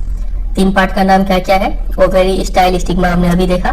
The ovary contains ovules and each ovule has an egg. अब देखिए, ये यहाँ पे जो फीमेल रिप्रोडक्टिव पार्ट था जिसको पिस्टिल बोलते हैं, पिस्टिल का ड्राइंग यहाँ पे बना हुआ है। ठीक है, इसका मेन 3 पार्ट है, स्टिग्मा, और बीच में है ये चीज तो स्टाइल, और इधर है ओवेरी। इस ओवेरी के अंदर क्या क्या है? देखिए, ओवेरी के अंदर है ओव्यूल और ओव्यूल के अंदर है एग सेल्स। समझ रहे बात कर? Ovule and each ovule has an egg cell. तो एग सेल जो है ना, इसी को हम लोग क्या बोलते हैं? फीमेल गैमेट बोलते हैं, या फिर फीमेल सेक्स सेल्स या फिर फीमेल जर्म सेल्स। ठीक है, तो अब देखिए, अभी तक हमने क्या क्या समझा? ये जो स्टेमन है ये मेल रिप्रोडक्टिव पार्ट है, और इसमें जो मेल गैमेट है वो क्या है? पोलन ग्रेन्स है। पिस्टिल फीमेल रिप्रोडक्टिव पार्ट है, और पिस्टिल के अंदर जो एग सेल्स है वो हो गया फीमेल गैमेट। ठीक है, अब ये मेल गैमेट और फीमेल गैमेट दोनों मिलेंगे और मिलके क्या बनाएंगे? जाइगोट बनाएंगे। तो लिखा हुआ है द मेल जर्म सेल, यहाँ पे क्या भी लिख सकते थे? द मेल गैमेट या फिर मेल सेक्स सेल्स, ऐसे लिख सकते हैं। The male germ cell produced by pollen grain fuses with the female gamete. Female gamete समझ रहे हैं? यहाँ पे चाहते तो फीमेल जर्म सेल या फिर फीमेल सेक्स सेल्स ये भी लिख सकते थे, प्रेजेंट इन द ओव्यूल। तो मेल जर्म सेल और फीमेल गैमेट का दोनों का फ्यूजन होगा। फ्यूजन मतलब मिलन होगा, और इसी फ्यूजन को क्या बोलते हैं? फर्टिलाइजेशन बोलते हैं। अभी आपको थोड़ी देर पहले बोले थे fusion of germ cells is known as fertilisation. और फर्टिलाइजेशन होने के बाद हमें क्या मिलेगा? जाइगोट मिलेगा। समझ रहे हैं? और यही जाइगोट आगे चल के क्या बन जाएगा? एक नया प्लांट बन जाएगा। अब यहाँ पे हमें एक टर्म समझना होगा जिसको बोलते हैं पॉलिनेशन। पॉलिनेशन क्या होता है? Pollination is the transfer of pollen grain from anther to stigma. ठीक है, मतलब आप इस फ्लावर को देख रहे हैं, यहाँ पे है एंथर और यहाँ पे है स्टिग्मा। तो एंथर से पोलन ग्रेन्स निकलेगा और यहाँ पे जाएगा, तो यहाँ से यहाँ पहुंचने का प्रोसेस को बोलते हैं पॉलिनेशन। ठीक है, अब पॉलिनेशन दो टाइप का होता है, एक होता है सेल्फ पॉलिनेशन और दूसरा होता है क्रॉस पॉलिनेशन। सेल्फ पॉलिनेशन क्या होता है, अगर पोलन ग्रेन का ट्रांसफर हो रहा है सेम फ्लावर में तो वो कहलाएगा सेल्फ पॉलिनेशन। अगर कोई फ्लावर बाइसेक्सुअल है, मतलब उसमें मेल पार्ट और फीमेल पार्ट दोनों है, और वहीं पे जो स्टेमेन है मतलब एंथर से पोलन ग्रेन निकल के स्टिग्मा में जा रहा है, सेम फ्लावर में ट्रांसफर हो रहा है, तो इस टाइप का पॉलिनेशन को बोलते हैं सेल्फ पॉलिनेशन। ठीक है, और यही कहीं अब मान लीजिए अगर यूनिसेक्सुअल फ्लावर है तो वहां पे क्या होगा कि पोलन ग्रेन निकल के किसी और फ्लावर का स्टिग्मा में ट्रांसफर होगा, समझ रहे, तो वो कहलाएगा वहां पे क्रॉस पॉलिनेशन। तो वही यहाँ पे लिखा हुआ है, देखिए, if the transfer of pollen occurs in the same flower it is called self pollination, और if the pollen is transfer from one flower to another it is known as cross pollination. समझ में आ गया? अब देखते हैं आगे क्या लिखा हुआ है। This transfer of pollen from one flower to another is achieved by agents like wind, water और एनिमल्स। अब आप सोच रहे होंगे कि ये जो पोलन ग्रेन्स यहाँ से यहाँ ट्रांसफर हुआ, यहाँ से यहाँ पर, ये ट्रांसफर कैसे हुआ, अपने आप निकल के यहाँ पे चला गया क्या? ऐसा नहीं होता है। इसको करने के कई सारे एजेंट्स हैं, लाइक विंड हवा से उड़ के आ सकता है, उसमें ट्रांसफर हो सकता है, पानी के जरिए उसमें ट्रांसफर हो सकता है, या फिर कोई एनिमल्स, बटरफ्लाई वगैरह कोई अगर बैठ के अपने पैर में चिपका के पोलन ग्रेन्स को स्टिग्मा तक ट्रांसफर कर सकता है। ठीक है, तो इन सबको बोलते हैं एजेंट्स ऑफ पॉलिनेशन। ठीक है, अब देखिए उसके बाद क्या होता है, पोलन एक बार अगर लैंड कर गया स्टिग्मा पे, उसके बाद उसको कहाँ पहुंचना होगा, फीमेल जर्म सेल तक पहुंचना होगा, तभी तो फर्टिलाइजेशन होगा। और जर्म सेल कहाँ पे लोकेटेड है, ओवरी के अंदर, समझ रहे? देखिए एंथर से निकल के पोलन ग्रेन स्टिग्मा तक तो आ गया, लेकिन स्टिग्मा में क्या फर्टिलाइजेशन हो जाएगा? नहीं, एक सेल तो यहाँ पे है, तो उस पोलन ग्रेन को यहाँ से होते हुए यहाँ पहुंचना पड़ेगा, तब काम बनेगा। तो उसके लिए डायग्राम यहाँ पे बनाया गया है, ये रहा। अब देखते हैं इसमें क्या क्या लिखा हुआ है। ये देखिए, for this a tube grows out of the pollen grain and travels through the style to reach the ovary. इसका प्रोसेस क्या है, सबसे पहले पोलन ग्रेन से एक ट्यूब निकलता है, आप ये देख पा रहे हैं, लंबा सा ट्यूब जो निकला हुआ है। ठीक है, ये ट्यूब निकलते हुए पूरा स्टाइल से होकर गुजरते हुए कहाँ तक जाता है, जाके उसे ओव्यूल से कनेक्टेड हो जाता है। ठीक है, और एक बार ओव्यूल से कनेक्टेड हो गया, उसके बाद इसके अंदर जो असली पोलन ग्रेन है वो निकल के यहाँ से ट्रांसफर होके एक सेल से जाके फ्यूज हो जाएंगे, और तब बोलेंगे कि फर्टिलाइजेशन हो गया। अब एक बार जब फर्टिलाइजेशन हो गया, उसके बाद देखता है क्या होता है। After fertilisation the zygote divide several times to form an embryo within the ovule. Fertilisation के बाद ये जो जाइगोट बना है, ये जाइगोट एक सेल का होता है। अब ये डिवाइड हो के कई सारे सेल्स का गुच्छा बन जाएगा, जिसको बोलते हैं एम्ब्रायो। एम्ब्रायो का मतलब फ्यूचर बेबी प्लांट। ठीक है, यही चल के आके बेबी प्लांट बनेगा, और ये ओव्यूल के अंदर होता है। ठीक है, the ovule develops a tough coat and is gradually converted into a seed. आप इस पिक्चर में इसको ध्यान से देखिए, ये पूरे चीज को तो ओवेरी बोलते हैं। ठीक है, पूरे चीज को, इसके अंदर में ये जो आप चीज देख रहे हैं इसको बोलते हैं ओव्यूल, और इसके अंदर जो येलो येलो डॉट्स आपको दिख रहा है, ये सब क्या है, फीमेल जर्म सेल, मतलब एक सेल से ये। ठीक है, और एक बार यहाँ से आके पोलन ग्रेन आके इनसे मिल गया तो फर्टिलाइजेशन हो गया। अब फर्टिलाइजेशन होने के बाद ये जो ओव्यूल है ये क्या बन जाएगा, एक ऊपर का सीड का कवर बन जाएगा, एक थिक कोट बन जाएगा। ठीक है, जो अंदर का बेबी प्लांट को मतलब एम्ब्रायो को प्रोटेक्ट करके रखेगा, समझ रहे? और देखता है ये क्या लिखा हुआ है, ये लिखा है the ovule develops a tough coat and is gradually converted into a seed. ये एक बाद में सीड बन जाएगा। The ovary grows rapidly and ripens to form a fruit. और ये जो पूरा ओवेरी है, ये पूरा चीज है, ये बहुत तेजी से ग्रो करेगा और पक के क्या बन जाएगा, एक फल बन जाएगा। बेस्ट एग्जांपल है, आप गुआवा का ले सकते हैं एग्जांपल। ठीक है, चलिए उसके बाद बाकी जो फ्लावर के पार्ट्स होते हैं, petals, sepals, style, stamen and stigma, ये सब श्रीबल मुरझा जाते हैं और नीचे गिर जाते हैं। आप यहाँ पे देख पा रहे हैं ये सब जो पार्ट है, सेपल, पेटल और जो हो गए स्टेमेन और यहाँ पे स्टिग्मा, स्टाइल, ये सब मुरझा के गिर जाएंगे। अब आप सोच रहे होंगे कि यहाँ पे चलिए स्टेमेन का काम और पिस्टिल का काम तो समझ में आता है, लेकिन ये सेपल और पेटल का क्या काम था? तो सेपल का काम समझना तो काफी आसान है। ये तो इनिशियल स्टेजेस में जब फूल निकला ही होता है, तब ये सब जो ग्रीन ग्रीन कवर है ये फ्लावर को प्रोटेक्ट करके रखा होता है। तो सेपल का काम ये होता है। पेटल का काम क्या है? पेटल देखिए, पेटल एक ऐसा अट्रैक्शन प्रोवाइड करता है, ये फ्लावर को ऐसा सुंदरता प्रोवाइड करता है जिससे जो एनिमल्स है, इंसेक्ट्स वगैरह है, वो इससे तरफ अट्रैक्टेड होते हैं। और एक बार इंसेक्ट्स मान लीजिए यहाँ बैठ गया, अपने पैर में कुछ पोलन ग्रेन ले लिया, फिर यहाँ पे बैठता है, तो पोलन ग्रेन ट्रांसफर करने में मतलब पॉलिनेशन में हेल्प करता है। ठीक है, तो पेटल्स ये सब इंसेक्ट्स वगैरह को अट्रैक्ट करने के लिए हेल्प करता है। ठीक है, और फ्लावर्स को सुंदरता प्रोवाइड करता है। ये होगा पेटल्स का काम।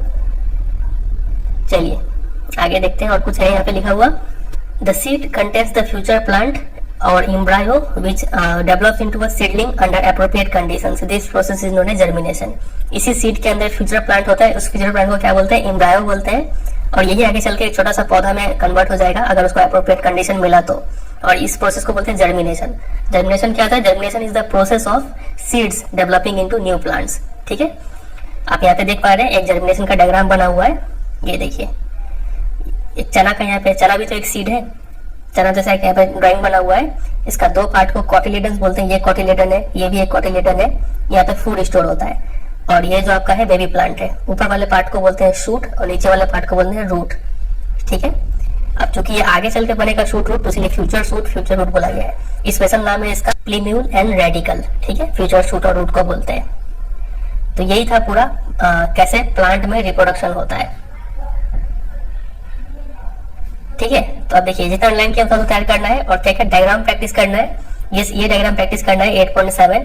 अगर आप एग्जाम में पूछा जाएगा कि draw a longitudinal section of flower, ये वर्ड पे ध्यान दीजिएगा, तो आपको ये ड्राइंग बनाना है। अगर क्वेश्चन में लिखा रहता है कि germination of pollen on stigma, मतलब कि कैसे पोलन ग्रैन आते हैं और फीमेल जर्म सेल से मिलते हैं, तो आपको ये डायग्राम बनाना होगा। ठीक है, और अगर एग्जाम में सिर्फ जर्मिनेशन लिखा हुआ है, ठीक है, तो आपको ये डायग्राम बनाना होगा। तो ये तीनों डायग्राम आपको प्रैक्टिस करना है। ऐसे हम चैप्टर के एंड में, इस पूरे चैप्टर में जो जो डायग्राम प्रैक्टिस करना है उसका हम चैप्टर का एंड में लिस्ट बताएंगे। फिलहाल के लिए आप इतना तैयार कीजिए। ठीक है, चलिए अब मूव करते हैं रिप्रोडक्शन इन ह्यूमन बींग्स पे।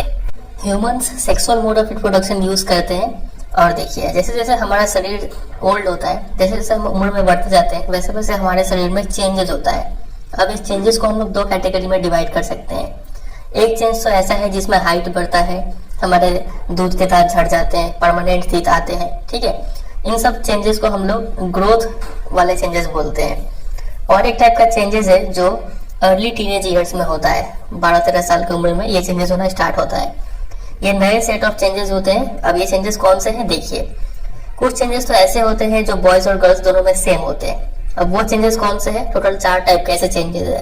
पहला, we begin to notice thick hair growing in new parts of the body such as armpits and the genital area between the thighs.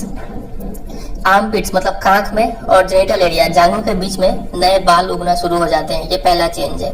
which can also become darker in color, और वो area थोड़ा dark भी हो जाता है। ये पहला change हुआ। दूसरा, थिनर हेयर ग्रो करना स्टार्ट कर देते हैं लेग्स और आर्म्स पे। ठीक है, as well as on the face, चेहरे पर भी हेयर ग्रो करना स्टार्ट कर देते हैं। ये दूसरा चेंज हुआ।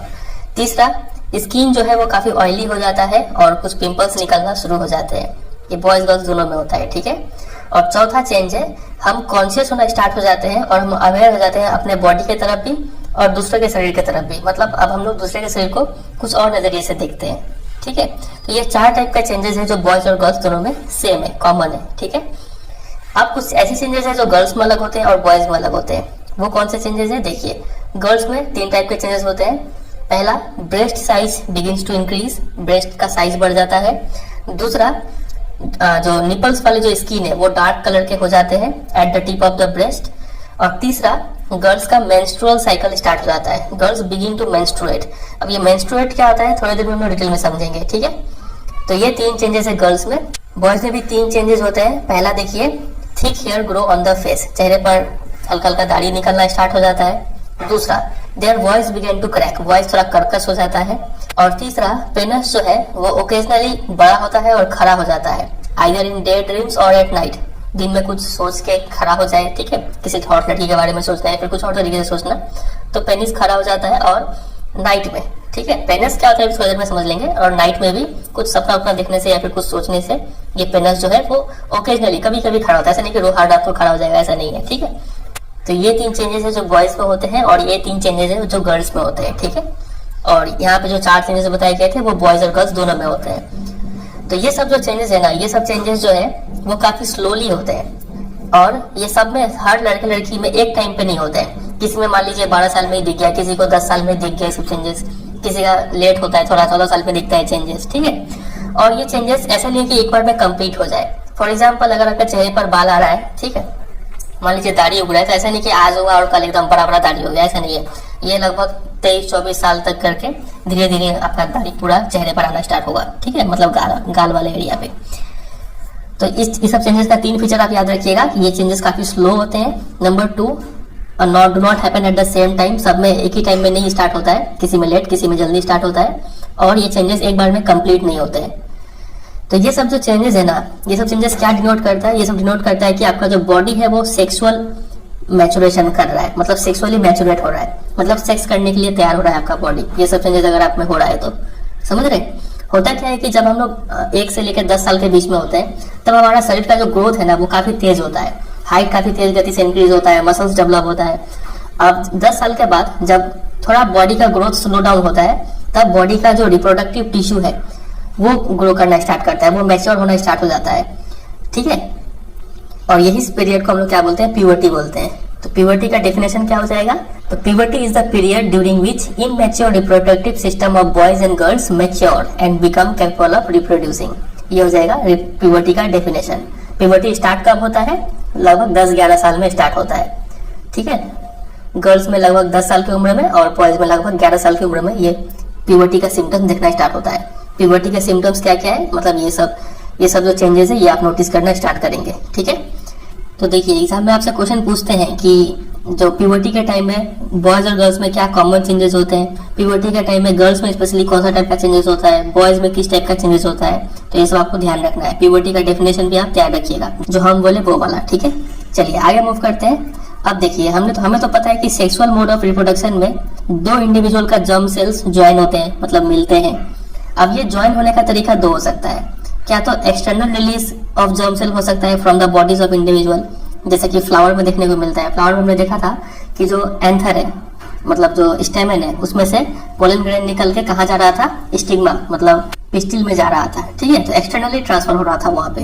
तो एक तरीका तो एक्सटर्नल रिलीज करके 2 जर्म सेल्स मीट कर सकते हैं, या फिर दूसरा तरीका हो सकता है क्या कि दोनों जो इंडिविजुअल है वो अपना बॉडी को ज्वाइन कर लेंगे और फिर वहां पे इंटरनल ट्रांसफर करेंगे जर्म सेल्स का, जिसको हम लोग कॉमन भाषा में सेक्स बोलते हैं, ठीक है। और ये मोस्टली एनिमल्स इसको फॉलो करते हैं। तो अगर एनिमल्स, तो हम लोग यहाँ पे साइंस में कौन सा एक टर्म यूज करते हैं? मेटिंग यूज करते हैं। मेटिंग मतलब सेक्स करना, सेक्सुअल इंटरकोर्स को मेटिंग बोलते हैं। अब देखिए, तो actual transfer of germ sales अगर होना है तो उसके लिए कुछ चीजें चाहिए होता है, स्पेशल ऑर्गन्स चाहिए होता है। फॉर एग्जाम्पल मेन में क्या चाहिए होगा? पेनस चाहिए होगा। पेनस किसको बोलते हैं? आप इस डायग्राम में देख पा रहे हैं, इस ऑर्गन को पेनस बोलते हैं, ठीक है। तो देखिए ट्रांसफर ऑफ जर्म सेल्स के लिए, मतलब सेक्स के लिए कुछ कंडीशंस फुलफिल होना चाहिए। पहला, मेल साइड में जो पेनस है वो क्या होना चाहिए? कैपेबल ऑफ बिकमिंग इरेक्ट, वो खड़ा होना चाहिए, ठीक है। ये पहला कंडीशन है। और फीमेल साइड में क्या होना चाहिए?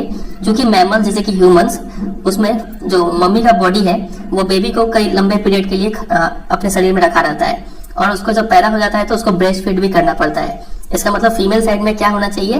पहला तो एक फीमेल रिप्रोडक्टिव ऑर्गन होना चाहिए जो बेबी को कैरी कर पाए अपने बॉडी में लंबे समय के लिए, और दूसरा ब्रेस्ट होना चाहिए, ठीक है, जो बेबी को क्या फीड कर पाए? मिल्क फीड कर पाए पैदा होने के बाद। तो ये दोनों ही ऑर्गन्स, फीमेल रिप्रोडक्टिव ऑर्गन्स और ब्रेस्ट, ये दोनों ही क्या होना चाहिए? मैच्योर होना चाहिए, ताकि actual transfer of germ sales हो पाए वहां पे। तो समझे, actual transfer of germ sales के लिए 2 कंडीशन है। नंबर 1 पेनस होना चाहिए जो खड़ा होता हो, और नंबर 2 फीमेल रिप्रोडक्टिव ऑर्गन्स और ब्रेस्ट मैच्योर होना चाहिए। समझे इतना? चलिए डिटेल में समझते हैं मेल रिप्रोडक्टिव सिस्टम क्या क्या मिलकर बनता है। तो देखिए सबसे पहले इस डायग्राम में एक्सप्लेन करते हैं। मेल रिप्रोडक्टिव सिस्टम 2 पार्ट में बना हुआ है। एक ऐसा पार्ट जो गैमेट्स को प्रोड्यूस करता है या फिर जर्म सेल्स को प्रोड्यूस करता है। याद है आपको जर्म सेल्स को हम लोग क्या क्या बोलते हैं? सेक्स सेल्स बोलते हैं, गैमेट्स बोलते हैं, या फिर रिप्रोडक्टिव सेल्स बोलते हैं। तो मेल रिप्रोडक्टिव जो सिस्टम है, यहाँ पे 2 टाइप के ऑर्गन्स है। पहला ऐसा ऑर्गन जो गैमेट्स बनाता है, और दूसरा ऐसा ऑर्गन जो उस गैमेट्स को डिलीवर करता है फीमेल बॉडी में, ठीक है। तो देखिए ह्यूमंस में जो मेल गैमेट होता है ना, उसको हम लोग क्या बोलते हैं? स्पर्म बोलते हैं, ठीक है। तो ये स्पर्म बनाने का काम कौन करता है? ये टेस्टिस करता है, ठीक है। और ये टेस्टिस लोकेटेड कहाँ पे है? ये एक बैग लाइक स्ट्रक्चर में लोकेटेड है। इस बैग लाइक स्ट्रक्चर को बोलते हैं स्क्रोटम, ठीक है। और ये शरीर के बाहर लोकेटेड होता है, outside the abdominal cavity. Abdominal cavity क्या होता है? ये जो पेट वाला रीजन है इसको बोलते हैं एब्डोमिनल कैविटी, ठीक है। आप पिक्चर में देख पा रहे हैं। तो ये शरीर के बाहर क्यों लोकेटेड होता है ये टेस्टिस? ऐसा इसलिए है क्योंकि स्पर्म बनाने के लिए थोड़ा कम टेम्परेचर चाहिए होता है than the normal body temperature, ठीक है। जितना बॉडी टेम्परेचर है उससे थोड़ा कम टेम्परेचर चाहिए, तभी स्पर्म बन पाएगा। उसीलिए ये outside the abdominal cavity located होता है। अभी सिर्फ समझते चाहिए, जो भी हम बोल रहे हैं यहाँ पे सब लिखा हुआ है, अभी पढ़ेंगे, फिलहाल आप सिर्फ समझिए। पहला बात, कि स्पर्म क्या है, ये मेल गैमेट है, मेल गैमेट या फिर मेल जर्म सेल या फिर मेल सेक्स सेल्स बोल सकते हैं। तो वो कौन है, स्पर्म है। तो स्पर्म कौन बनाता है, टेस्टिस बनाता है। टेस्टिस लोकेटेड कहाँ पे है, स्क्रोटम में लोकेटेड है, और ये आउटसाइड द बॉडी होता है। क्यों, क्योंकि स्पर्म बनाने के लिए थोड़ा कम टेम्परेचर चाहिए। इतना समझे। चलिए, इसके बाद इस टेस्टिस का एक और काम है। इस टेस्टिस का एक काम तो हमने समझा कि ये क्या बनाता है, स्पर्म बनाता है। दूसरा काम ये है कि ये एक हार्मोन रिलीज करता है जिसको बोलते हैं टेस्टोस्टेरोन। ये टेस्टोस्टेरोन क्या है, यही वो हार्मोन है जो प्यूबर्टी के टाइम में हमारे शरीर में जो चेंजेस होता है ना, बॉयज में क्या क्या चेंजेस होता है, फेशियल हेयर आना, वॉइस का क्रैक होना, ठीक है, कांख में बाल आना, जांघों के बीच में बाल आना। तो ये सब जो चेंजेस है, ये चेंजेस कौन लाता है, बॉयज में टेस्टोस्टेरोन ही लेके आता है। समझे। तो टेस्टोस्टेरोन हार्मोन कौन रिलीज करता है, ये टेस्टिस ही बनाता है। ठीक है। तो टेस्टिस का दो काम आप याद रखिएगा, एग्जाम में बहुत बार पूछा गया है। ये पहला काम तो ये है, ये मेल गैमेट मतलब स्पर्म रिलीज करता है, और टेस्टिस का दूसरा काम ये होगा कि ये एक हार्मोन रिलीज करता है टेस्टोस्टेरोन, और टेस्टोस्टेरोन का काम क्या है, यही प्यूबर्टी के टाइम में बॉयज में चेंजेस लाता है। ठीक है। चलिए, इतना समझे। और एक बार स्पर्म बन गया तो स्पर्म को ये जो वास्ट डिफरेंस है, ये एक ट्यूब है, ये कलेक्ट करता है, कलेक्ट करके फिर ले जा रहा है, ले जा रहा है, ले जा रहा है। फिर यहाँ पे देखिए एक और पाइप यहाँ से आया है और यहाँ पे दोनों ज्वाइन हो रहे हैं। तो इसका मतलब ये पाइप ये कहाँ से आ रहा है, ये है आपका यूरिनरी ब्लैडर, यहाँ से पेशाब आता है। ठीक है। और पेशाब और स्पर्म दोनों ही पास होने का एक ही रास्ता है जिसको बोलते हैं यूरिथ्रा। अब ये यूरिथ्रा क्या है, इस पूरे चीज को यूरिथ्रा नहीं बोलते हैं, इस पूरे चीज को तो क्या बोलते हैं, पेनस बोलते हैं। ठीक है। लेकिन ये जो अंदर का पाइप है ना, ये जो आपको व्हाइट कलर का पाइप दिख रहा है यहाँ पे, इसको बोलते हैं यूरिथ्रा। तो बॉयज में क्या होता है, एक कॉमन पैसेज है, सेम पैसेज है स्पर्म के लिए भी और यूरिन के लिए भी, लेकिन गर्ल्स में ऐसा नहीं होता है। थोड़ी देर में देखेंगे अभी उनमें भी। ठीक है। फिलहाल आप यहाँ पे समझिए। तो अब देखिए, जब ये जो वास्ट डिफरेंस है, ये स्पर्म जब लेके जा रहा होता है, तभी रास्ते में दो चीज है यहाँ पे। एक तो है आपका ये गोला सा ऑर्गन जिसको बोलते हैं प्रोस्टेट ग्लैंड, यहाँ पे और एक ग्लैंड है जिसको बोलते हैं सेमिनल वेसिकल, और यहाँ पे एक और ब्राउन कलर का ग्लैंड है, इसका नाम यहाँ पे नहीं लिखा हुआ है, इसका नाम है कॉपर्स ग्लैंड। तो ये तीनों ग्लैंड मिलके उस स्पर्म में एक रस छोड़ देते हैं। उस रस का वजह से वो जो स्पर्म है ना, वो थोड़ा लिक्विड टाइप हो जाता है, मतलब वो फ्लूइड टाइप हो जाता है। ठीक है। जिससे ट्रांसपोर्ट इजी होता है, और नंबर 2 उस रस में थोड़ा फूड भी होता है, जिससे वो स्पर्म को क्या मिलता है, न्यूट्रिशन मिलता है। ठीक है। और वो कुछ देर के लिए सर्वाइव रहता है। समझे इतना, सिर्फ समझते चलिए। अभी हम जो भी बोल रहे हैं यहाँ पे सब लिखा हुआ है। ठीक है। टेंशन नहीं लेना है। तो इतना बात हमने समझा यहाँ पे। चलिए अब देखते हैं यहाँ पे लिखा क्या हुआ है।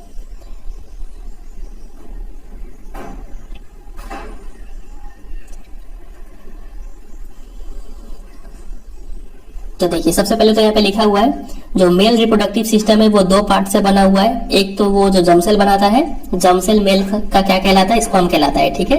और दूसरा वो पोर्शन है जो उस जर्म सेल मतलब स्पर्म को डिलीवर करता है to the site of fertilisation, जहाँ पे फर्टिलाइजेशन होना है। देखिए, तो फॉर्मेशन ऑफ जर्म सेल्स या फिर स्पर्म्स, समझ गए, ये takes place in the testis. तो टेस्टिस ही ये जर्म सेल को बनाता है। उस जर्म सेल का नाम क्या है, स्पर्म्स, ह्यूमन के लिए। ठीक है। These are located outside the abdominal cavity. समझ रहे हैं, एब्डोमिनल कैविटी पेट से बाहर लोकेटेड है। क्यों, और कहाँ पे लोकेटेड है, स्क्रोटम में लोकेटेड है। क्यों, क्योंकि sperm formation requires a lower temperature than the normal body temperature. थोड़ा कम टेम्परेचर चाहिए स्पर्म को बनने के लिए, इसलिए ये आउटसाइड द बॉडी लोकेटेड होते हैं। ये पहला बात।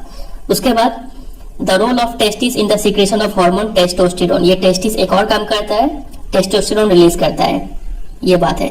ठीक है। तो टेस्टिस का दो काम आप याद कर लीजिए। Number 1 formation of sperm, number 2 release of hormone या फिर सिक्रेशन ऑफ हार्मोन टेस्टोस्टेरोन।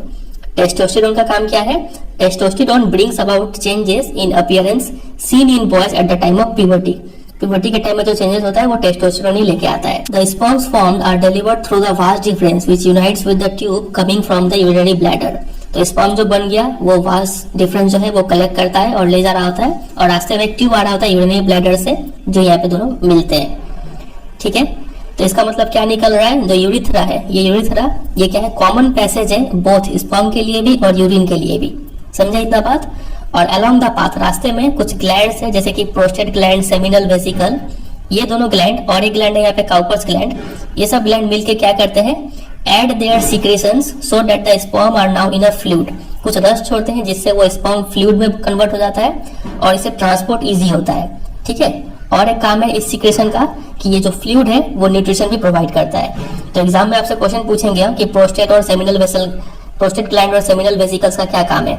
तो आपको लिखना होगा कि ये लोग स्पर्म्स को फ्लूइड बना देते हैं और ये जो फ्लूइड है उसमें न्यूट्रिशन होता है। दो फंक्शन है इसका, ठीक है। तो ये हो गया पूरा मेल रिप्रोडक्टिव सिस्टम। उम्मीद करता है आपको यहाँ पे समझ में आ गया होगा। तो जैसे अंडरलाइन किए हैं वैसे आप भी बुक में अंडरलाइन कर लीजिए। आगे बढ़ते हैं फीमेल रिप्रोडक्टिव सिस्टम में। तो पहले यहाँ पे समझ लेते हैं, फिर हम लोग पढ़ लेंगे कि बुक में क्या लिखा हुआ है। देखिए ये जो डायग्राम है ये क्या है, ह्यूमन फीमेल रिप्रोडक्टिव सिस्टम का डायग्राम है। तो यहाँ पे समझना क्या क्या है। तो जैसे मेल में टेस्टिस था वैसे ही गर्ल्स में क्या होता है, ओवेरी होता है। तो इस ओवेरी का काम क्या है, फीमेल गैमेट बनाना। तो मेल गैमेट का नाम क्या था, हमने देखा था स्पर्म, वैसे ही फीमेल गैमेट का नाम है एग, ठीक है, एग्स इसको बोलते हैं। अब इसमें बहुत सारा नाम आता है, इसको हम लोग एक्स बोल सकते हैं या फिर female germ sales, female sex cells, female gamete, इतना तो समझते हैं आप। अब देखिए एक्स का एक और नाम आता है यहाँ पे, ओवम भी इसको बोलते हैं। अगर सिर्फ एग है तो इसको हम लोग ओवम बोलेंगे, OVUM, और अगर एक्स है प्लूरल है तो इसको हम लोग ओवा बोलेंगे। तो इतना सारा नाम है इस एग का, आप समझ जाइएगा। हाँ, सब इंटरचेंजेबली कहीं कहीं यूज होता रहेगा। तो इस ओवेरी का हमने एक फंक्शन तो समझ लिया कि पहला फंक्शन क्या है, नंबर 1 रिलीजेस फीमेल गैमेट जो कि होता है एग, या फिर फीमेल जर्म सेल जो कि होता है एग। और दूसरा फंक्शन क्या होगा, ये एक हार्मोन बनाता है। जैसे कि टेस्टिस एक हार्मोन बनाता था, कौन सा, टेस्टोस्टेरोन, वैसे ही ओवेरी एक हार्मोन रिलीज करता है जिसको बोलते हैं एस्ट्रोजन, ठीक है। और ये एस्ट्रोजन गर्ल्स में चेंजेस लाता है। चेंजेस पता है, ब्रेस्ट का साइज बढ़ना, निपल्स का डार्क कलर होना, ठीक है, आर्मपिट्स में बाल आना, जेनिटल एरिया में बाल आना। तो ये सब चेंजेस कौन लेके आता है, एस्ट्रोजन लेके आता है, ये हार्मोन, ठीक है। तो ओवेरी का ये दो फंक्शन याद रखिए। अब जब कोई भी लड़की जब पैदा होती है ना तो उसके ओवेरी में ऑलरेडी थाउजेंड्स ऑफ एग्स होते हैं, लेकिन ये इमेच्योर स्टेट में होते हैं, ठीक है। दोनों में एग्स होंगे लेकिन ये इमेच्योर होते हैं। लेकिन जैसे ही प्यूबर्टी आ जाता है ना, 12-13 साल का जब हो जाते हैं तब ये एग्स मैच्योर होना स्टार्ट होते हैं और हर महीने एक एग रिलीज होता है किसी एक में से। मान लीजिए यहाँ से एक एग रिलीज हो गया, ठीक है। तो वो एग को एक ट्यूब है जिसको बोलते हैं फैलोपियन ट्यूब, या फिर इसको ओविडक्ट भी बोलते हैं। ये ओविडक्ट उस एग को कलेक्ट करेगा और कलेक्ट करके यहाँ पे लाएगा। तो ये जो रीजन है ना, इसको हम लोग क्या तो यूटेरस बोलते हैं या फिर वोम्ब बोलते हैं, समझ रहे, कोख, ठीक है।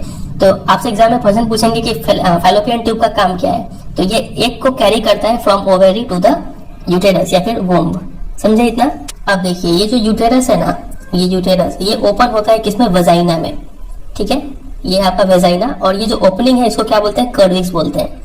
तो जब सेक्स करते हैं तो जो मेल का पेनिस है वो यहाँ तक एंटर करता है और यहाँ पे स्पर्म रिलीज हो जाता है, ठीक है। और ये स्पर्म जो है वो ऊपर ट्रैवल करते करते करते करते यहाँ तक आता है और यहाँ से एग आ रहा है और यहाँ पे दोनों का मिलन मतलब फर्टिलाइजेशन हो जाता है। और जो यहाँ से मेल गैमेट आया मतलब स्पर्म आया और यहाँ से एग आया फीमेल गैमेट, दोनों यहाँ पे फ्यूज कर जाते हैं मतलब मिल जाते हैं। तो यहाँ पे मतलब क्या हो जाता है, फर्टिलाइजेशन हो जाता है। और किसका फॉर्मेशन हो जाता है, जाइगोट का फॉर्मेशन हो जाता है। याद है आपको जाइगोट, ठीक है। अब ये जाइगोट तुरंत डिवाइड होना स्टार्ट हो जाता है। डिवाइड होते होते होते होते क्या बन जाता है, एम्ब्रायो बन जाता है। और वो एम्ब्रायो यहाँ पे आके जो यूटेरस का वॉल है जिसको यूटेराइन वॉल बोलते हैं वहां पे फिक्स हो जाता है। मतलब ये जो लाल हिस्सा दिख रहा है इस ब्लड वाले हिस्से में वो चिपक जाएगा, ठीक है, एम्ब्रायो, और यहीं पे ग्रो करना स्टार्ट कर देगा। अब इसके बाद क्या होता है थोड़ी देर और डिटेल में समझेंगे, उससे पहले थोड़ा पढ़ लेते हैं कि बुक में क्या क्या लिखा हुआ है।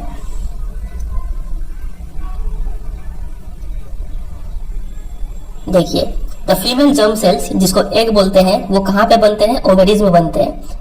तो ओवेरीज का एक काम हो गया कि ये फीमेल जर्म सेल या फिर एग को बनाता है। दूसरा काम, they are also responsible for the production of some hormones, कुछ हार्मोन्स भी ये रिलीज करते हैं। कौन से हार्मोन बोलिए, एस्ट्रोजन, नाम याद रखिएगा, ठीक है। आगे मूव करते हैं। और एस्ट्रोजन का काम क्या होगा, यही प्यूबर्टी के टाइम में चेंजेस लाता है गर्ल्स में। अब आगे देखते हैं। देखिए When a girl is born, the ovaries already contain thousands of immature eggs. Thousands of eggs होते हैं लेकिन वो immature होते हैं जब लड़की पैदा होती है तो। लेकिन जैसे ही प्यूबर्टी आ जाता है, some of these start maturing. ये eggs mature होना स्टार्ट हो जाते हैं और हर महीना one egg is produced by one of the ovaries. कोई एक ओवेरी एक एग रिलीज कर देगा। ये एग को कैरी कौन करता है, देखिए the egg is carried from ovary to the womb. Womb को क्या बोलते हैं, यूटेरस भी बोलते हैं। थ्रू अ थीन ओविडक्ट और फैलोपियन ट्यूब। तो ओविडक्ट या फिर फैलोपियन ट्यूब का काम क्या हो गया, ये एग को कैरी करता है from ovary to the womb, ठीक है। अब दो ओविडक्ट या फिर दो फैलोपियन ट्यूब एक साथ मिलकर एक इलास्टिक बैग लाइक स्ट्रक्चर का निर्माण करते हैं जिसको हम लोग क्या बोलते हैं, यूटेरस। ये देख रहे हैं आप, ये एक फैलोपियन ट्यूब, ये एक फैलोपियन ट्यूब, दोनों मिलकर एक बैग लाइक स्ट्रक्चर बना रहे हैं जिसको हम लोग क्या बोलते हैं, यूटेरस, ठीक है। इसी को कोक बोलते हैं हम लोग। चलिए आगे बढ़ते हैं। अब यहाँ पे क्या लिखा हुआ है, ये देखिए, the uterus opens into the vagina through the cervix. Uterus vagina में ओपन होता है और ओपनिंग को क्या बोलते हैं, कर्विक्स बोलते हैं। अब आगे देखिए, अब यहाँ पे आगे बढ़ने से पहले थोड़ा और डिटेल में समझ लेते हैं कि एग्जैक्ट पोजीशन क्या होता है। बहुत सारे बच्चे को ये कंफ्यूजन हो रहा होगा कि ये कहाँ पे असली में लोकेटेड होता है। तो आप देखिए इस डायग्राम में, तो इस डायग्राम से आपको थोड़ा क्लियरली समझ में आएगा। देखिए यहाँ पे वेजाइना लिखा हुआ है, ये वेजाइना ओपनिंग है। तो यहाँ पे किसी मेल का पेनस ऐसे अंदर जाएगा और यहाँ पे जब सेक्स होगा, ठीक है। यहाँ पे देखिए कर्विक्स है आपका, और फिर यहाँ पे आपका है यूटेरस, और ये है आपका फैलोपियन ट्यूब, और यहाँ पे कहीं पे ओवेरी है, ठीक है। ये दोनों ओवेरी होगा यहाँ पे। अब देखिए यहाँ पे आप देखिए क्या लोकेटेड है, यूरिनरी ब्लैडर है, मतलब इसी में पेशाब स्टोर होता होगा, और पेशाब को बाहर थ्रो करने के लिए जो पाइप है उसको यूरिथ्रा बोलते हैं। तो यहाँ पे देखिए गर्ल्स में अलग अलग दो पैसेज है, सेक्स करने के लिए अलग पैसेज है और पेशाब के लिए अलग पैसेज है, और एक पैसेज यहाँ पर भी है। ये किस लिए समझ रहे हैं, टॉयलेट करने के लिए है, ये वाला एनस जिसको बोलते हैं, ठीक है। तो ये 3 पैसेज है, यहाँ का डायग्राम में भी समझ पा रहे हैं। ये देखिए, ये एक पैसेज हो गया यूरिथ्रा जो यूरिन के लिए, ये एक पैसेज हो गया मेटिंग के लिए, और ये एक पैसेज हो गया फॉर एक्सक्रीशन के लिए, ठीक है। तो अब देखिए आगे क्या लिखा हुआ है, the sperms enter through the vaginal passage during sexual intercourse. तो जब सेक्सुअल इंटरकोर्स होगा तो स्पर्म वेजाइना के थ्रू एंटर करेगा। दे ट्रैवल अपवर्ड्स, स्पर्म ऊपर की तरफ जाते हैं, and reach the oviduct, oviduct में पहुंच जाते हैं। ओविडक्ट मतलब ये फैलोपियन ट्यूब, यहाँ तक पहुंच जाते हैं, ठीक है।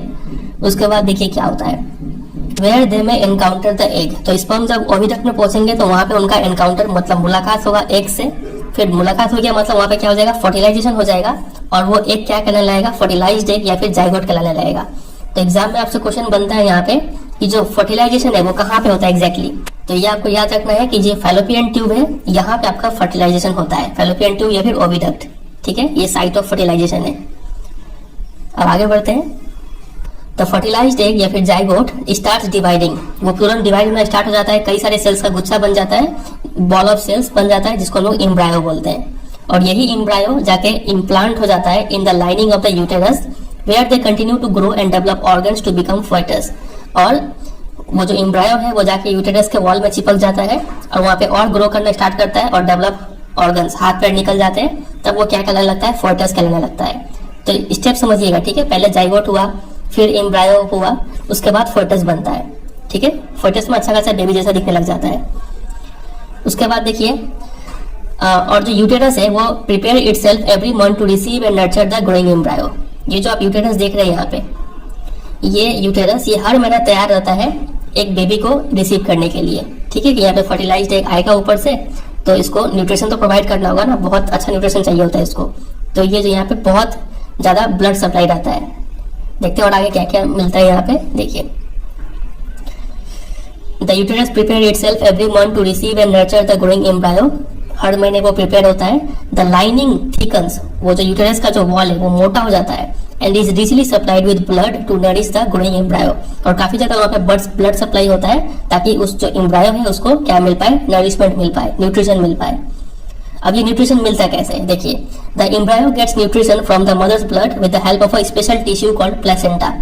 तो न्यूट्रिशन देने के लिए एक स्पेशल टिश्यू होता है जिसको बोलते हैं प्लेसेंटा। अब ये बहुत बहुत बहुत इंपॉर्टेंट है, बहुत क्वेश्चन पूछा जाता है प्लेसेंटा से। प्लेसेंटा का सबसे पहला काम तो ये समझिए कि ये क्या है, एक स्पेशल टिश्यू है और ये हेल्प करता है एम्ब्रायो को न्यूट्रिशन प्रोवाइड करने में, ठीक है। ये एक डिस्क है जो कि एम्बेडेड होता है in the uterine wall. Uterine wall में डिस्क जैसा ये चिपका होता है। आप इस पिक्चर में देख पा रहे हैं, जो रेड कलर का डिस्क आपको दिख रहा है ये और कुछ नहीं, प्लेसेंटा है, ठीक है। It contains villi on the embryo side of the tissue and on the mother side are blood spaces which surround the villi। तो देखिए ये जो प्लेसेंटा है इसका एक साइड में तो villi होता है, मतलब जो बच्चा का साइड है वहाँ पे villi मतलब फिंगर लाइक प्रोजेक्शंस ऐसे से निकले होंगे, जो स्मॉल इंटेस्टाइन में भी ऐसा देखने को मिलता है, ठीक है। तो वही villi यहाँ पे भी प्रेजेंट होता है। और जो मदर के साइड है वहाँ पे ब्लड स्पेसेस होते हैं, ठीक है। अब देखिए दिस प्रोवाइड्स, अब यहाँ से मेन चीज शुरू होता है, ये प्लेसेंटा का काम क्या है। These provide a large surface area for glucose and oxygen to pass from mother to the embryo. The developing embryo will also generate waste substance which can be removed by transferring them into the mother's blood to the placenta. तो ये है mother और ये है embryo या फिर फर्टस। तो mother से एम्ब्रायो को क्या क्या चीज मिलता है, ऑक्सीजन मिलता है और ग्लूकोज मिलता है। यहाँ पे लिखा हुआ है ग्लूकोज और ऑक्सीजन, ठीक है। ये दो चीज मिलता है और बदले में एम्ब्रायो मदर को क्या देता है, देखिए मदर इसको क्या दी, ऑक्सीजन दी, तो एम्ब्रायो इसको कार्बन डाइऑक्साइड देगा, ठीक है।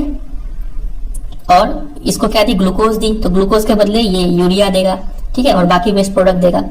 और ये सब वेस्ट प्रोडक्ट मम्मी के खून में आ जाता है और वहां से वो खून से फिर साफ होके फिर मम्मी ही न्यूट्रिशन प्रोवाइड करती है और मम्मी ही इसका सारा वेस्ट प्रोडक्ट खत्म करती है, ठीक है। सब ब्लड से काम हो रहा होता है, तो ऐसे कुछ काम चलता है यहाँ पे। तो ये सारा चीज किसके थ्रू हो रहा है, प्लेसेंटा के जरिए, ठीक है।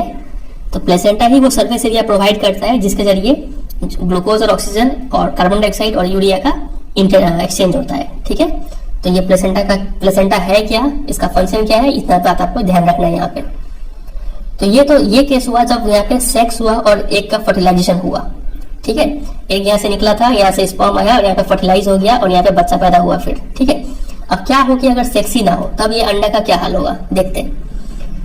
तो अगला टॉपिक यही है कि what happens when the egg is not fertilised. अगर एग को फर्टिलाइज ना किया जाए तब क्या होगा। If the egg is not fertilised it lives for about 1 day, एक दिन के लिए वो अंडा जिंदा रहेगा। और since the ovary releases 1 egg every month, the uterus also prepares itself every month to receive the fertilized egg. Thus its lining become thick and spongy. अब देखिए ये एग जो यहाँ से निकला, ये फर्टिलाइज हो ना हो, ये जो यूटेरस है ये तो अपना जो ब्लड है वो ब्लड लेके ये मोटा तो होगा ही, हर महीना होता है ये। इसको क्या पता कि सेक्स हो रहा है कि नहीं हो रहा है, ये अपना काम पूरा करता है, ये वॉल को मोटा कर देता है। जो वॉल है थिक एंड स्पॉन्जी हो जाते हैं, ठीक है, ब्लड से। अब देखिए क्या होता है, does its lining become thick and spongy। अगर बच्चा पैदा होता तो ये थिक एंड स्पंजी का काम क्या होता, उसको न्यूट्रिशन प्रोवाइड करता, नरिशिंग करता। लेकिन चूंकि this lining is not needed any longer, अब इस लाइनिंग का कोई काम नहीं है क्योंकि बच्चा ही पैदा नहीं होना है। So the lining slowly breaks, वो जो ब्लड का लेयर है वो हल्का सा टूट जाता है और वेजाइना से निकलना शुरू हो जाता है एज ब्लड एंड म्यूकस, ठीक है। ब्लड के रूप में वेजाइना से निकलना शुरू हो जाएगा और दिस साइकिल टेक्स प्लेस रफली एवरी मंथ। तो हर लड़की में ये हर महीना देखने को मिलता है, ब्लड निकलना स्टार्ट हो जाता है वेजाइना से, ठीक है। और इसको ही बोलते हैं मेंस्ट्रुएशन। तो ये मेंस्ट्रुएशन हर लड़की का जब प्यूबर्टी आता है तब से स्टार्ट हो जाता है। It usually last for about 2 to 8 days, 2 से लेकर 8 दिन तक ये चलता है, हर लड़की का अलग अलग वैरी करता है, ठीक है। तो ये होगा केस जब एग फर्टिलाइज नहीं होगा। अब अगर प्रेगनेंसी होता है तो तब क्या होता है, मेंस्ट्रुएशन एमसी जो है या फिर पीरियड जिसको बोलते हैं वो बंद हो जाता है। फिर जैसे ही प्रेगनेंसी खत्म होगा फिर वापस नॉर्मल जो मेंस्ट्रुअल साइकिल है वो चलना स्टार्ट हो जाएगा, हर महीने ब्लड रिलीज होता है। तो देखिए अब यहाँ पे कुछ एक्स्ट्रा इन्फॉर्मेशन है, 2 टर्म आपको पता होना चाहिए। एक होता है मेनाकी और एक होता है मेनोपॉज। मेनाकी क्या होता है, जब मेंस्ट्रुअल साइकिल, जब पीरियड स्टार्ट होता है लगभग 13 साल की उम्र में, प्यूबर्टी के टाइम में, तो उसको बोलते हैं मेनाकी। और जब पीरियड्स आना बंद हो जाता है लगभग 45 साल की उम्र में, ठीक है, तब उसको बोलते हैं मेनोपॉज। ये हर लड़की में ऐसा चलता है, ठीक है। तो ये 2 बात आपको पता होना चाहिए। चलिए मूव करते हैं अगले टॉपिक पे। अगला टॉपिक है रिप्रोडक्टिव हेल्थ। तो यहाँ पे एक लाइन लिखा हुआ है कि some degree of sexual maturation does not necessarily mean that the body or the mind is ready for sexual acts or for having and bringing up children। कई लोगों में ये मिसकंसेप्शन होता है कि हल्का फुल्का सेक्सुअल मैच्योरिटी, हल्का सा ब्रेस्ट का साइज इंक्रीज नहीं हुआ, ठीक है, हल्का सा दाढ़ी मूछ नहीं आया कि सब सोचने लगते हैं कि अब हम सेक्स करने के लिए तैयार हो गए, लेकिन ऐसा नहीं है, ठीक है। जब तक पूरी सेक्सुअली मैच्योरेट नहीं हो जाते हैं, बहुत फिजिकली और मेंटली दोनों तरीके से, ठीक है, तब तक सेक्स करने के लिए या फिर बच्चा पैदा करने के लिए तैयार नहीं है बॉडी। बहुत सारे प्रेशर उसको झेलना पड़ता है प्रेगनेंसी के दौरान। आगे देखिए और क्या क्या लिखा हुआ है। और यहाँ पे कुछ जनरल बात है कि इंसान को बहुत सारे प्रेशर का सामना करना पड़ता है। कई बार हमारे फ्रेंड्स हमें फोर्स करते हैं किसी एक्टिविटी में पार्टिसिपेट होने के लिए, हमारा मन हो या फिर ना हो। कई बार प्रेशर होता है हमारे फैमिली की तरफ से कि शादी कर लो और बच्चा पैदा करो, या फिर गवर्नमेंट की तरफ से प्रेशर होता है कि बच्चा कम से कम लो, ठीक है। तो कई सारे प्रेशर का सामना करना पड़ता है किसी भी इंसान को। तो चॉइसेस बनाना बहुत जरूरी है और ये चॉइसेस बनाना काफी मुश्किल भी होता है। तो ये सब कुछ जनरल बातें, ऐसे क्वेश्चन तो नहीं बनते। आगे देखते हैं क्या लिखा हुआ है। ये देखिए यहाँ पे कुछ डिजीज के बारे में लिखा गया है। तो जब सेक्सुअल इंटरकोर्स होता है, मेटिंग होता है या फिर सेक्सुअल एक्ट होता है, तो ये काफी इंटीमेट कनेक्शन ऑफ बॉडीज होता है। यहाँ पे 2 शरीर काफी क्लोजली कनेक्ट होते हैं यहाँ पे। तो इस वजह से कई सारे बीमारी फैलने का भी चांस रहता है। तो 2 टाइप के बीमारी है। पहला तो है बैक्टीरियल इन्फेक्शन और दूसरा है वायरल इन्फेक्शन। तो 2 डिजीज है जो बैक्टीरियल इन्फेक्शन के कारण होता है। एक है गोनोरिया और दूसरा है सिफालस, ठीक है। तो ये 2 डिजीज का नाम आप याद रखिएगा जो बैक्टीरिया के कारण होते हैं, गोनोरिया और सिफालस। और 2 डिजीज है जो वायरस के कारण होते हैं, एक है वॉट्स और दूसरा है HIV एड्स, ठीक है, जो वायरल इन्फेक्शन है। तो ये डिजीज का नाम याद रखिएगा। आगे मूव करते हैं। अब मान लीजिए कोई सेक्स कर लिया लेकिन उसको अब बच्चा नहीं चाहिए, प्रेग्नेंट वो नहीं होना चाहती है, तो इसके लिए हम क्या कर सकते हैं। तो इसके लिए एक मेथड है जिसको बोलते हैं कॉन्ट्रासेप्शन। बच्चा प्रिवेंट होने के क्या क्या तरीके हैं। तो देखिए, अब लोग प्रेग्नेंट इसलिए नहीं होना चाहते हैं क्योंकि वो क्या करता है, बॉडी और माइंड दोनों के ऊपर काफी ज्यादा प्रेशर डालता है, और अगर लड़की रेडी नहीं है प्रेगनेंसी के लिए, ठीक है, तो ये हेल्थ को भी काफी एडवर्सली इफेक्ट करेगा। इसलिए हम क्या यूज करते हैं, कॉन्ट्रासेप्टिव मेथड्स, जिसको कॉन्ट्रासेप्शन बोलते हैं, वो यूज करते हैं। तो कितने तरीके से हम प्रिवेंट कर सकते हैं ये बच्चा ना हो, तो टोटल ऐसे यहाँ पे 4 तरीका बताया गया है। पहला तरीका है जिसको बोलते हैं बैरियर मेथड। इसमें क्या करते हैं कि पेनिस के ऊपर क्या पहन लेते हैं, कॉन्डम पहन लेते हैं, या फिर वैसा ही कुछ कवरिंग वजाइना के ऊपर पहन लेते हैं। तो इससे क्या होता है, स्पर्म और एग का कांटेक्ट नहीं होता है और प्रेगनेंसी होने से बच जाते हैं। ये तो हुआ एक तरीका जिसको बोलते हैं बैरियर मेथड। दूसरा तरीका है केमिकल मेथड। इसमें क्या करते हैं कि कुछ ना कुछ हार्मोन बैलेंस को चेंज कर देते हैं बॉडी में, जिस वजह से वो जो एग है वो रिलीज नहीं हो पाता है और फर्टिलाइजेशन नहीं हो पाएगा फिर यहाँ पे। इसके लिए कुछ गोली खाना पड़ता है, ओरल पिल्स लेना पड़ता है, लेकिन ये चूंकि हार्मोनल बैलेंस को चेंज करते हैं तो इसके कुछ साइड इफेक्ट्स भी हो सकते हैं। लेकिन जो भी हो, इसकी एक कॉन्ट्रासेप्शन का मेथड है, इसको बोलते हैं केमिकल मेथड, ठीक है। फिर और एक तरीका है जिसको बोलते हैं इंट्रा यूटेराइन कॉन्ट्रासेप्टिव डिवाइसेस। जैसे कि एक लूप या फिर कॉपर टी है, इसको जो लड़कियां हैं वो यूटेरस में लगा लेती है, इससे भी प्रेगनेंसी प्रिवेंट हो जाता है, ठीक है। आप इस पिक्चर में देख पा रहे हैं, इसको ऐसे प्लेस किया गया कि फैलोपियन ट्यूब को वो ब्लॉक कर दिया है वहां पे, ठीक है, और जो एग है वो यूटेरस में नहीं आ पाएगा, मतलब स्पर्म भी आगे नहीं जा पाएगा और एग भी आगे नहीं आ पाएगा। तो इससे कॉपर टी से भी प्रिवेंट हो जाता है। लेकिन इसका भी साइड इफेक्ट है, they can cause side effects due to irritation of the uterine walls. Uterus जो है उसमें कुछ खरोच वगैरह आ सकता है, कुछ वहाँ पे इन्फेक्शन हो सकता है, तो ये उसका साइड इफेक्ट है। तो ये तीसरा मेथड है। चौथा मेथड है आपका सर्जिकल मेथड। ये काफी कॉमन है। इसमें क्या होता है कि जो मेल में वास्ट डिफरेंस है ना, याद है आपको वास्ट डिफरेंस, इसको क्या कर दिया जाता है, ब्लॉक कर दिया जाता है। इस वजह से स्पर्म का ट्रांसफर नहीं हो पाएगा। तो ये तो हुआ मेल में। फिर फीमेल में क्या कर सकते हैं कि फैलोपियन ट्यूब को भी ब्लॉक कर सकते हैं कुछ कट लगा के, ठीक है। तो इससे क्या होगा कि वो जो एग है वो यूटेरस में नहीं पहुंच पाएगा और फर्टिलाइजेशन प्रिवेंट हो जाएगा। सर्जिकल मेथड्स लॉन्ग टर्म में काफी सेफ है, ठीक है, लेकिन सर्जरी के कारण से कुछ प्रॉब्लम हो सकता है, जैसे कि इन्फेक्शन या फिर और कुछ प्रॉब्लम हो सकता है अगर उस सर्जरी को प्रॉपर्ली परफॉर्म ना किया गया हो तो, समझे। तो यही था ये पूरा चैप्टर। नीचे में कुछ सोशल इश्यूज को हाईलाइट किया गया है। आजकल क्या आ गए हैं, बहुत सारे इलीगल सेक्स सिलेक्टिव अबॉर्शन होते हैं। अगर पता चल जाए कि कोख में कोई लड़की है तो उसका फीमेल फोर्टिसाइड कर दिया जाता है उसी में, ठीक है, गर्भ में ही शिशु की हत्या। तो ये हो रहा है आजकल। इस वजह से जो चाइल्ड सेक्स रेशियो है वो काफी डिक्लाइन होते जा रहा है, मतलब लड़कियों का जो नंबर है वो कम होते जा रहा है। तो ये ठीक नहीं है सोसाइटी के लिए। इसके अलावा जो बर्थ रेट है और डेथ रेट है, इन दोनों से क्या होता है, पॉपुलेशन का साइज डिटरमाइन होता है, कितना पॉपुलेशन होने वाला है। इस वजह से जो रिसोर्सेस है कंट्री में वो सबको नहीं मिल पाता है और जो स्टैंडर्ड ऑफ लिविंग है वो थोड़ा डिरेट करता है। और अगर सोसाइटी में इनइक्वालिटी है, ठीक है, मतलब कुछ लोग ज्यादा ही अमीर है, कुछ लोग ज्यादा ही गरीब है, तो वहां पे size of the population unimportant हो जाता है लोगों का स्टैंडर्ड ऑफ लिविंग इंप्रूव करने के लिए। वहां पे तो हमें सबसे पहले क्या सुधारना होगा, इनइक्वालिटी को सुधारना होगा, तब जाके साइज ऑफ पॉपुलेशन पे बात करना होगा, ठीक है। तो ये सब कुछ जनरल बात है, क्वेश्चन याद नहीं आएगा। मेन यही टॉपिक है कि क्या क्या कॉन्ट्रासेप्टिव मेथड्स है आपको याद रखना है यहाँ पे, और क्या क्या सेक्सुअल डिजीजेज है यहाँ पे, ठीक है। चलिए, तो इसी के साथ ये चैप्टर एंड होता है। उम्मीद करता है आपको यहाँ पे बहुत चीज सीखने को मिला होगा। कुछ क्वेश्चंस देखते हैं। पहला क्वेश्चन देखिए, how is the process of pollination different from fertilisation. तो पॉलिनेशन और फर्टिलाइजेशन में क्या डिफरेंस है। तो पॉलिनेशन क्या होता है, pollination is the transfer of pollen grains from anther to stigma. लेकिन फर्टिलाइजेशन क्या है, fertilisation is the fusion of male and female gamete. मतलब ये अगर मान लीजिए आपका है एंथर और ये बीच में था आपका स्टिग्मा, तो ये जब पोलन ग्रेन यहाँ से यहाँ ट्रांसफर होता है तो इसको हम लोग बोल देते हैं पॉलिनेशन। लेकिन ये जब पोलन ग्रेन यहाँ से यहाँ पहुंच के वो एक सेल से मिलेगा तब तो कहलाएगा फर्टिलाइजेशन, समझ रहे हैं। तो ये डिफरेंस है यहाँ पे। दूसरा क्वेश्चन है, what is the role of seminal vesicles and prostate gland. ये दोनों ग्लैंड का क्या रोल है। तो 2 रोल है। नंबर 1, ये स्पर्म को फ्लूइड बना देते हैं, और नंबर 2, ये फ्लूइड, वो जो फ्लूइड है वो स्पर्म को क्या प्रोवाइड करता है, न्यूट्रिशन प्रोवाइड करता है। तीसरा, what are the changes seen in girls at the time of puberty. Puberty के टाइम में गर्ल्स में क्या क्या चेंजेस होते हैं आपको पता ही है, फिर से रिपीट नहीं करते हैं। आगे क्वेश्चन में मूव करते हैं। How does the embryo get nourishment inside the mother body. Embryo को न्यूट्रिशन कैसे मिलता है। तो न्यूट्रिशन मिलने के लिए क्या है कि स्पेशल टिश्यू होता है जिसको क्या बोलते हैं, प्लेसेंटा, ठीक है। और प्लेसेंटा का एक क्या है, डिस्क है जो यूट्राइन वॉल में इम्बेडेड होता है। ये सब आपको लिखना होगा। फिर मदर से फोर्टस की तरफ या फिर मदर से एम्ब्रायो की तरफ ऑक्सीजन, ग्लूकोज ये सब जाते हैं, और जो वेस्ट प्रोडक्ट्स है वो एम्ब्रायो से मदर की तरफ आते हैं और ब्लड से होकर फिर वो रिमूव होते हैं।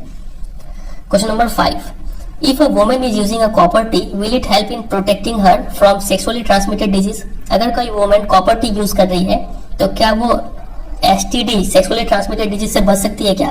नहीं। कॉपर टी का काम सिर्फ इतना है कि वो एग और स्पर्म को मिलने नहीं देगा, मतलब सिर्फ प्रेगनेंसी से बचाएगा, आपको एसटीडी से नहीं बचाएगा, सेक्सुअली ट्रांसमिटेड डिजीज से नहीं बचाएगा। ठीक है, चलिए और आगे देखते हैं। कुछ और एक दो टॉपिक है जैसे कि डिफरेंस बिटवीन असेक्सुअल और सेक्सुअल, ये सब हम आगे बताएंगे। ठीक है, पहले कुछ क्वेश्चंस को देखा जाए। यहाँ पे कुछ पॉइंट्स को मार्क किए हैं, देखिए क्या क्या है।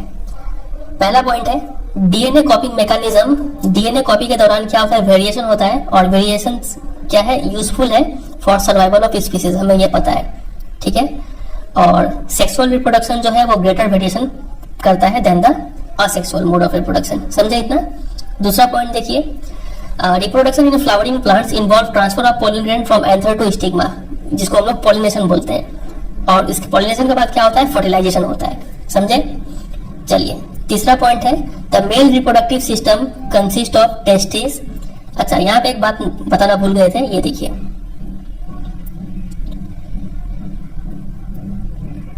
यहाँ पे आप एक चीज नोट करेंगे, ये देखिए यहाँ पे टेस्टिस का स्पेलिंग देखिए TESTIS लिखा हुआ है, और यहाँ पे टेस्टिस का स्पेलिंग देखिए TESTS लिखा हुआ है। तो किसको सही मानेंगे आप? तो दोनों ही सही है। डिफरेंस क्या है कि ये प्लूरल है और ये सिंगुलर है। ठीक है, तो कोई भी आप लिख सकते हैं।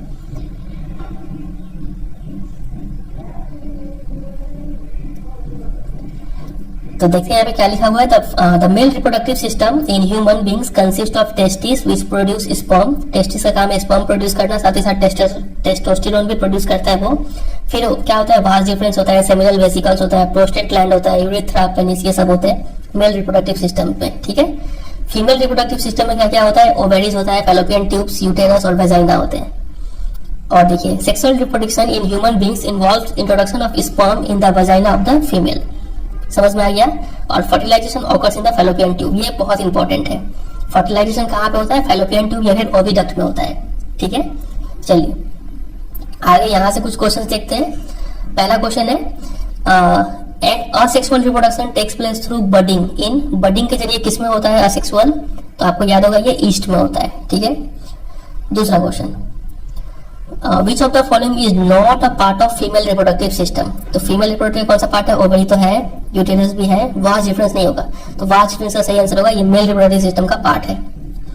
Question number 3, the anther contents. Anther में क्या होता है? पोलन ग्रेन्स होता है। ठीक है, चलिए question number 4, what are the advantages of sexual reproduction over asexual reproduction. तो सेक्सुअल रिप्रोडक्शन का क्या फायदा है? तो इसका यही फायदा है कि इसमें ज्यादा वेरिएशन होता है। ठीक है, और इसमें हम ये भी ऐड कर सकते हैं कि ज्यादा वेरिएशन होने के कारण इवोल्यूशन में भी हेल्प करेगा, प्लस सर्वाइवल ऑफ स्पीसीज में भी हेल्प करेगा। ठीक है, question number 5, what are the functions perform by the testis. Testis का दो काम हमें याद है अच्छे से, एक स्पर्म बनाना और दूसरा टेस्टोस्टेरोन बनाना।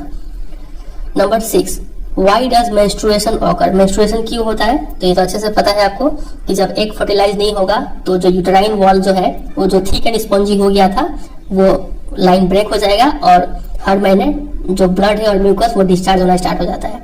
तो ये जो है ना, ये आपको यहाँ से लिखना होगा, जितना लाइन किया हुआ ये सब आपको लिखना होगा।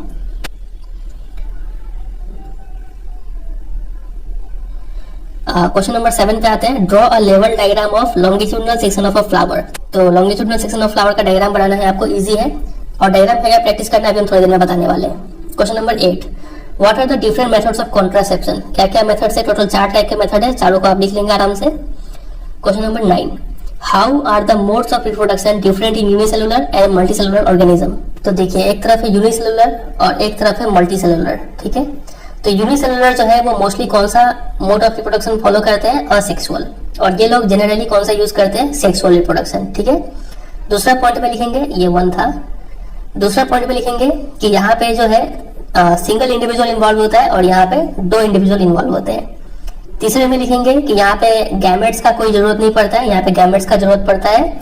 और चौथे में लिखेंगे कि यहाँ पे कोई स्पेशल ऑर्गन्स नहीं चाहिए और यहाँ पे स्पेशल ऑर्गन्स चाहिए, जैसे कि पेनस हो गया, ठीक है, रिप्रोडक्टिव ओवरी हो गया, ये सब चीज चाहिए। चलिए आगे मूव करते हैं। अगला क्वेश्चन है, how does reproduction help in providing stability to population of species. रिप्रोडक्शन कैसे हेल्प करता है सर्वाइवल ऑफ स्पीसीज में? तो आपको लिखा हुआ रिप्रोडक्शन से क्या होता है? रिप्रोडक्शन के दौरान डीएनए कॉपी होता है। डीएनए कॉपी के लिए केमिकल रिएक्शंस का यूज किया जाता है। वो केमिकल रिएक्शंस एक्यूरेट नहीं होता है, जिस वजह से वेरिएशन होता है, और ये वेरिएशन हेल्प करता है सर्वाइवल ऑफ स्पीसीज में। ठीक है, और अगर ज्यादा मार्क्स का क्वेश्चन आया तो आप उस बैक्टीरिया वाले एग्जाम्पल का दे सकते हैं। ठीक है, क्वेश्चन नंबर 11 देखिए, what could be the reasons for adopting contraceptive methods. तो लोग कॉन्ट्रासेप्टिव मेथड का यूज क्यों करते हैं? तो बहुत सारे रीजन हो सकता है। पहला रीजन तो बोल सकते हैं कि टू प्रिवेंट अनवांटेड प्रेगनेंसी। दूसरा बोल सकते हैं to control population rise in और बर्थ रेट, ठीक है, पॉपुलेशन कंट्रोल करना चाहते हैं, इसलिए प्रेगनेंसी नहीं होने देना चाहते हैं। तीसरा रीजन हो जाएगा कि to prevent the transfer of STD, लोग सेक्सुअली ट्रांसमिटेड डिजीज से बचने के लिए भी जो कॉन्ट्रासेप्टिव मेथड का इसका यूज करते हैं, ठीक है। चलिए अब देखते हैं difference between asexual and sexual reproduction. काफी बार ये आपके एग्जाम में पूछा जाता है। तो देखिए, असेक्सुअल में पहला पॉइंट लिखेंगे कि no mixing of genetic material, therefore no or less variation in offspring. यहाँ पे थोड़ा कम वेरिएशन देखने को मिलता है क्योंकि यहाँ पे दो जेनेटिक मटेरियल मिक्स नहीं होते हैं, मतलब दो डीएनए यहाँ पे मिक्स नहीं होते हैं। और जबकि सेक्सुअल रिप्रोडक्शन में जेनेटिक मिक्सिंग होता है, जिस वजह से इंक्रीज वेरिएशन देखने को मिलता है, ठीक है। दूसरा, नो गैमेट्स आर फॉर्म्ड, और उसमें लिखेंगे गैमेट्स आर फॉर्म्ड, समझ में आ गया होगा। तीसरा, नॉर्मली मोर ऑफस्प्रिंग, यहाँ पे ज्यादा बच्चे पैदा होते हैं, लेकिन सेक्सुअल रिप्रोडक्शन में फीवर ऑफस्प्रिंग, कम बच्चे पैदा होते हैं। चौथा में लिखेंगे only one parent is involve, और उसमें लिखेंगे usually two parents are involve, male and female. और पांचवा में असेक्सुअल में डालेंगे कि ये एक रैपिड प्रोसेस है ड्यूरिंग फेवरेबल कंडीशंस, और सेक्सुअल रिप्रोडक्शन ये काफी स्लो प्रोसेस है, ठीक है। तो ये 5 पॉइंट का डिफरेंस आपको तैयार करना है। फिर आगे बात करें इसमें से डायग्राम कौन सा प्रैक्टिस करना है। तो इस पूरे चैप्टर में जितने भी डायग्राम है स्टार्टिंग से लेके, जैसे कि पहला डायग्राम हमें मिलता है एमीबा का फिजन, बाइनरी फिजन, ये डायग्राम हो गया। फिर लिस्मेनिया का बाइनरी फिजन, ये डायग्राम हो गया। प्लस प्लाज्मोडियम का मल्टीपल फिजन, ये डायग्राम करना है आपको। फिर यहाँ पे रीजनरेशन दिखाया गया है प्लेनेरिया का, ये डायग्राम करना है। फिर बर्डिंग इन हाइड्रा, ये डायग्राम करना है। और फिर आगे देखिए, यहाँ तक कि ये ब्रायोफाइलम का डायग्राम भी आपको प्रैक्टिस करके जाना है। और फिर ये स्पोर फॉर्मेशन का डायग्राम, ठीक है। आगे बढ़ते हैं सेक्सुअल रिप्रोडक्शन में लॉन्गिट्यूडनल सेक्शन ऑफ फ्लावर, ये लिखा रहेगा, तो ये डायग्राम बनाना है आपको, ठीक है। फिर germination of pollen on stigma, ये करना है आपको। फिर यहाँ पे आपका है जर्मिनेशन, ये डायग्राम करना है। फिर आगे मूव करते हैं, आगे यहाँ पे ये ह्यूमन मेल रिप्रोडक्टिव सिस्टम, ये डायग्राम बहुत इंपॉर्टेंट। एग्जाम में आपको ऐसा डायग्राम दे देंगे और यहाँ पे नाम नहीं लिखेंगे, 1 2 3 4 दे देंगे और पूछेंगे इसका नाम बताओ प्लस फंक्शन बताओ, ठीक है, जो यहाँ पे लिखा हुआ है, ऐसा कुछ क्वेश्चन आ सकता है। और यहाँ पे फीमेल रिप्रोडक्टिव सिस्टम, इसका भी डायग्राम प्लस लेबलिंग, ठीक है, करके जाना है। बस इतना डायग्राम आपको सारा प्रैक्टिस करके जाना है अच्छे से। तो यही है, फिर ये चैप्टर एंड होता है इसी के साथ। उम्मीद करता है आपको ये पूरा चैप्टर समझ में आया होगा और काफी चीज सीखने को भी मिला होगा। वीडियो अच्छा लगा तो वीडियो को जरूर एक लाइक करना है, दोस्तों के साथ शेयर करना है, और चैनल पर नया तो जरूर सब्सक्राइब भी कर लीजिएगा, ठीक है। चैनल पर बाकी इंग्लिश के वीडियोस है, साइंस के वीडियोस है, वो आप देखिए, आपको जरूर पसंद आएगा। और वीडियो में कोई भी अगर डाउट रह गया हो तो बेझिझक कमेंट सेक्शन में पूछेगा, आपको वहाँ पर जवाब मिल जाएगा, ठीक है। चलिए फिर एंड करते हैं, मिलते हैं बहुत जल्द किसी और चैप्टर के साथ। तब तक के लिए good bye and take care.